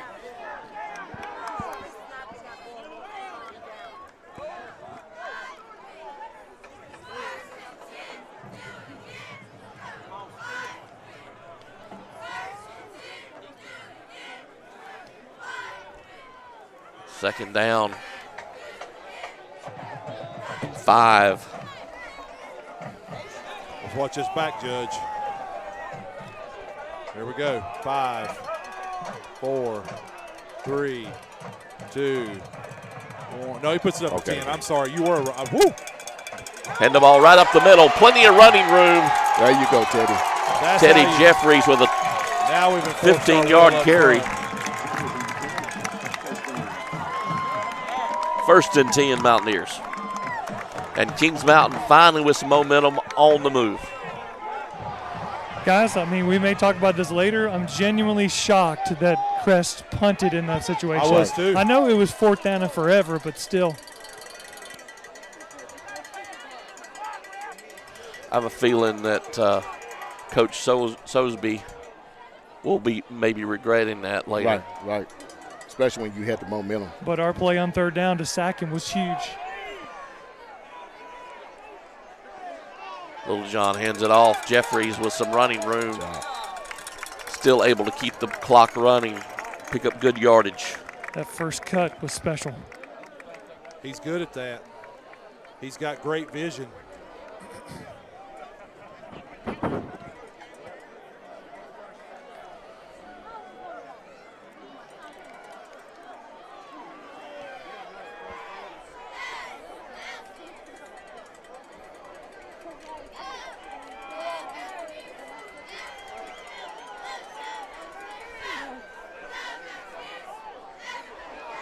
Still with a high snap, Little John just takes it himself and just sits down. Right.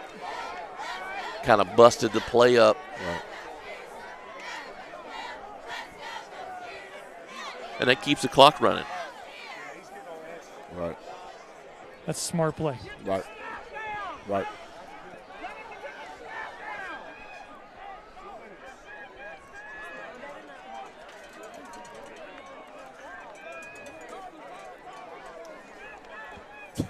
Somebody's yelled out there, tell him to get his snaps down.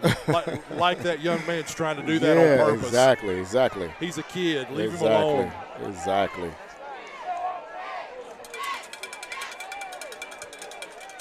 Gets back maybe to the line of scrimmage, maybe a 1 or 2 yard gain. Crest going to call a timeout. Yeah. And I know somebody said, why did the quarterback go down? Because you don't want to take an unnecessary hit. You know. And guess what? The clock keeps running when he does that. Exactly. You don't want to take an unnecessary hit. It's a busted play. Go down, live and play another day. It'll be 4th and 8.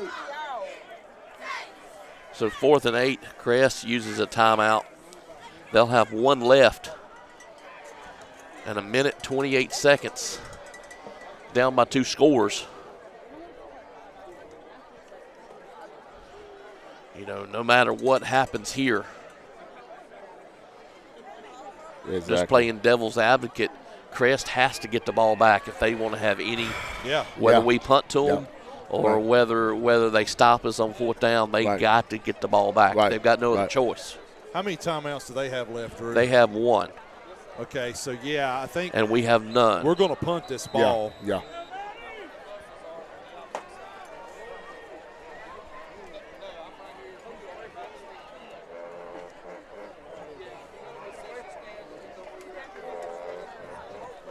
This is big right here. We've got to get a good snap and a good punt. We just got to get the ball off. And that's Green back around his own 10-yard line to receive it.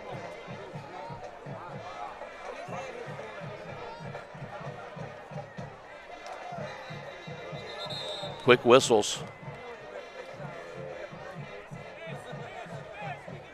Yeah, it's on him. Yeah. Offsides. Because we called nasty. Now Kings Mountain's putting their offense back in.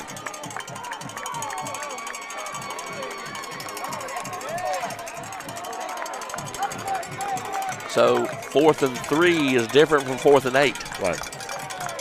And as deep as we are,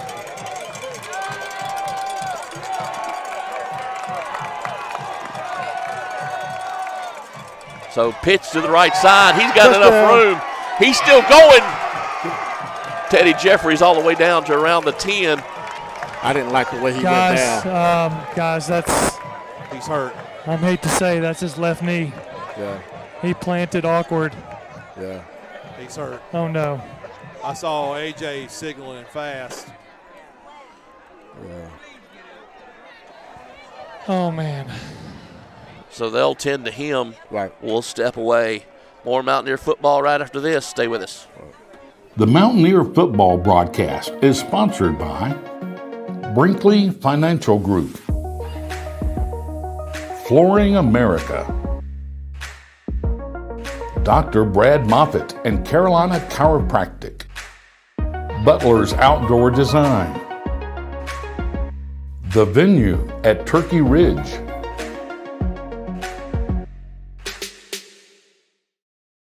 The Mountaineer football broadcast is sponsored by Dellinger's Jewel Shop, King Construction, Patriot Jacks Outfitters, Campers Inn RV of Kings Mountain, JWH Contracting, Allen & Sons Construction.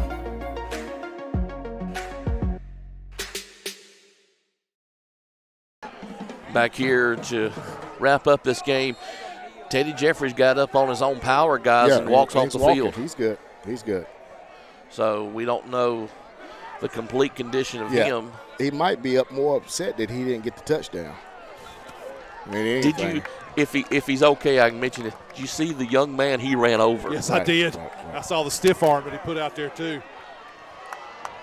That young man looked like Willie Wonka. Hey, Craig, didn't you say that this is Missy's favorite formation? Yes, it is. She's right next to you. Missy, this is your favorite formation. Victory formation. Mountaineers.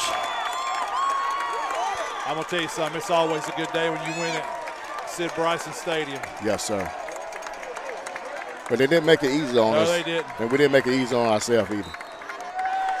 Is it good, guys, to take a little bit of that diversity we had in the second half? Because Drew, think about it. I mean, the deeper you go into play, you're going to get everybody's best shot in the playoffs because it's one and done. And if we're fortunate enough to go deep, it's going to get tougher and tougher.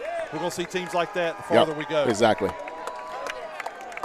And the main thing is, we want to play a perfect game, but the fact is we got to win. Yeah. Undefeated season, regular season now. Well, like we said. The next season starts. You're right. And like we said, Lamont, how would we respond to adversity? Exactly. And we responded well. We did. Well, guys, that'll be the final score. Mountaineers win it 35-20. They waste no time to cut off that scoreboard. We'll step away. We'll take a break. We'll come back here and wrap it up. Hopefully get one of the coaches on with a few comments right after this. So don't go anywhere. The Mountaineer football broadcast is sponsored by Brinkley Financial Group, Flooring America, Dr. Brad Moffitt and Carolina Chiropractic, Butler's Outdoor Design, The venue at Turkey Ridge.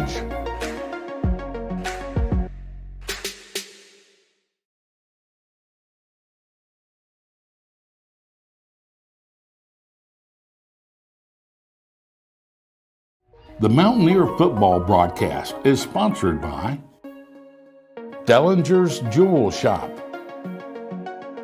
King Construction,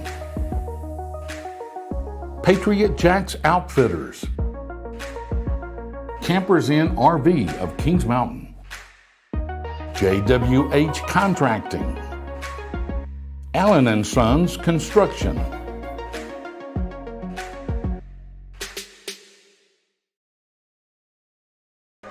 Guys, back here at Sid Bryson Stadium, Mountaineers wind up defeating the Chargers 35-20. We go down 10-0, first time since 1964. How about that? Yeah. Finished the regular season on top in the 3A West. How about that? That means we stay the top of the 3A West. How about that? Which means any playoff games that we get will be at John Gamble Stadium, so we don't have to go anywhere. At the Mountain. That's right. We don't have to go to don't have to go to Dudley. We definitely don't have to go to Statesville. what is it? The Hollow. The Hollow. We Right. don't have to go to the Hollow. We don't have to go to Waddell again. We don't have to go to Dudley. Yeah. And Greensboro. So the Mountaineers are not done yet. This is just the first bus stop. And you know what, y'all? I'm telling you, and I got to say it from my profession, the Lord would never let us get too big-headed. That's right. And you know what? It's like if we would have went out here and beat them 50-something to 6, 60-something, we would have came out next week lame. The fact is that we didn't play worth nothing in the second half, didn't score in the second half. I think that has something to do with now, you know, us going back and having, you know, film study and say, hey, y'all, we still not there yet. Yeah, I'm with you. So we alluded to it a little earlier, the way, unless they've changed it, the way the state usually does it, 11 or 12 o'clock tomorrow, the first draft of the brackets will come out, and then give the chances for any of the coaches to dispute or want to change something. Then usually around 2, 3 o'clock, that'll be finalized. So by tomorrow, late tomorrow afternoon, we should know who we play in the first round. All right.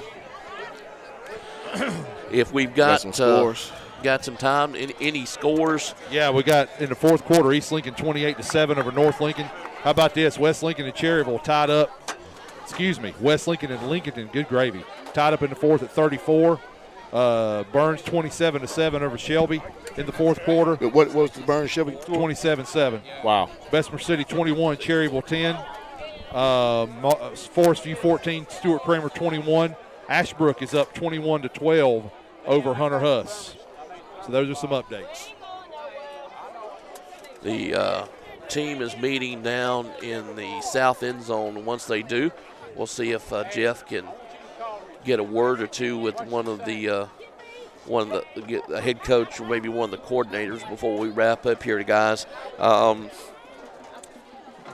Closing remarks, guys. I mean, you know, we come out, foot on the pedal. Yeah. Somehow at halftime we let the foot off the pedal. Yeah, and you know, I think we was able to coast. Yeah, and keep everything in front of us. It was that turnover, I think, with the fumble. Because I we agree. was driving. We was going to go down there and score. Yeah, coming on the third quarter. We was going to go down and score and probably go up 42-6. Yeah. But that changed it, gave them some momentum.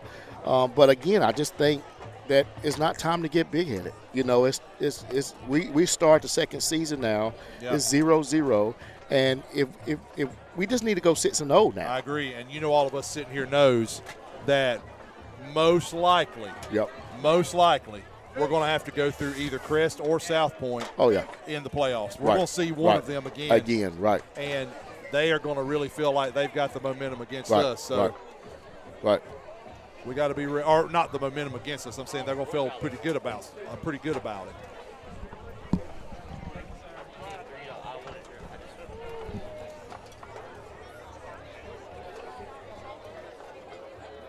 $10-0, y'all.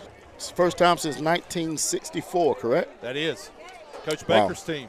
Not his literal. He played on that team. And what a year to do it, the 100th year. Yeah, what a year to do it. Now, I will not, well, I hate to say this. I don't want this to jinx it at all, but knowing what happened to the 64 team, they slipped up and let Hickory beat them in the first round. Yeah, that's what I'm saying. Yeah. We still got a lot. We still got a lot to do. Yep. And that's why I'm so glad we did not blow them out like 60-something to Lamont, 6. I think that's a great point. Because it keeps us humble. Yeah, it does. You know, we got a lot to work on. And I know even though those guys won tonight, I know they're disappointed that, hey, we left plays on the field. Yes. We absolutely did. Right. And you know, if you can walk away feeling good about the win, knowing you did some good things, but also realizing there's still work to do, right, that's where it's at. Right.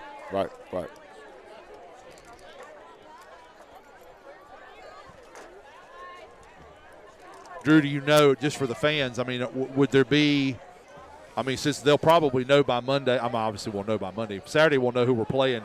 Would there try to be any kind of breakdown of the team we're playing for next week? I mean, if it's somebody, obviously, from the conference, it could, because it could be our fourth-place team out of our conference. That's the 32 seed. Yeah, the 32 seed. I mean, what do you think, Drew? I don't know. Yeah. I was talking to Coach Lloyd the other day. He said he was looking, and it could even be like. I got Coach Lloyd, guys. They think it might be Pisgah. Go ahead and finish your thought. No, that's it. Go talk to him. No, finish your thought. We got people grabbing. I just was saying that Coach Lloyd was saying we could even see somebody like Pisgah in that slot, but it might even be one place, somebody out of our place. Are you ready, fellas?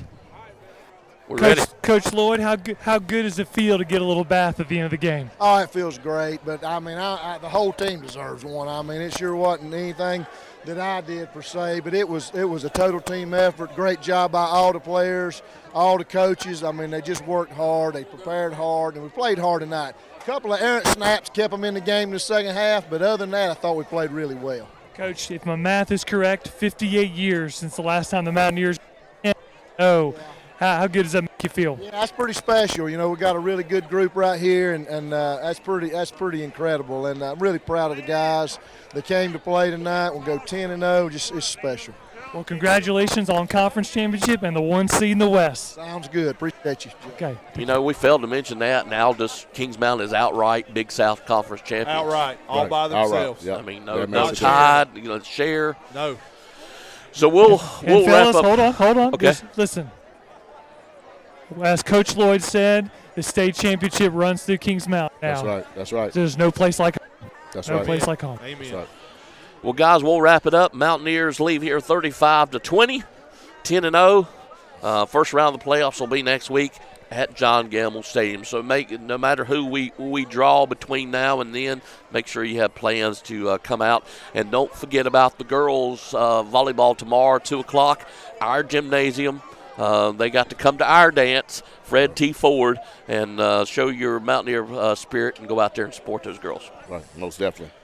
For Jeff Johnson, Craig Short, Lamont Littlejohn, I'm Drew Fulton, AJ up on the camera, Mike also on the camera. Thank you to the Kings Mountain Touchdown Club and all of its members. Thank you to all of our sponsors tonight and the coaching staff. Guys, let's go to the house. Let's get back to the mountain. We'll see you next week. Right.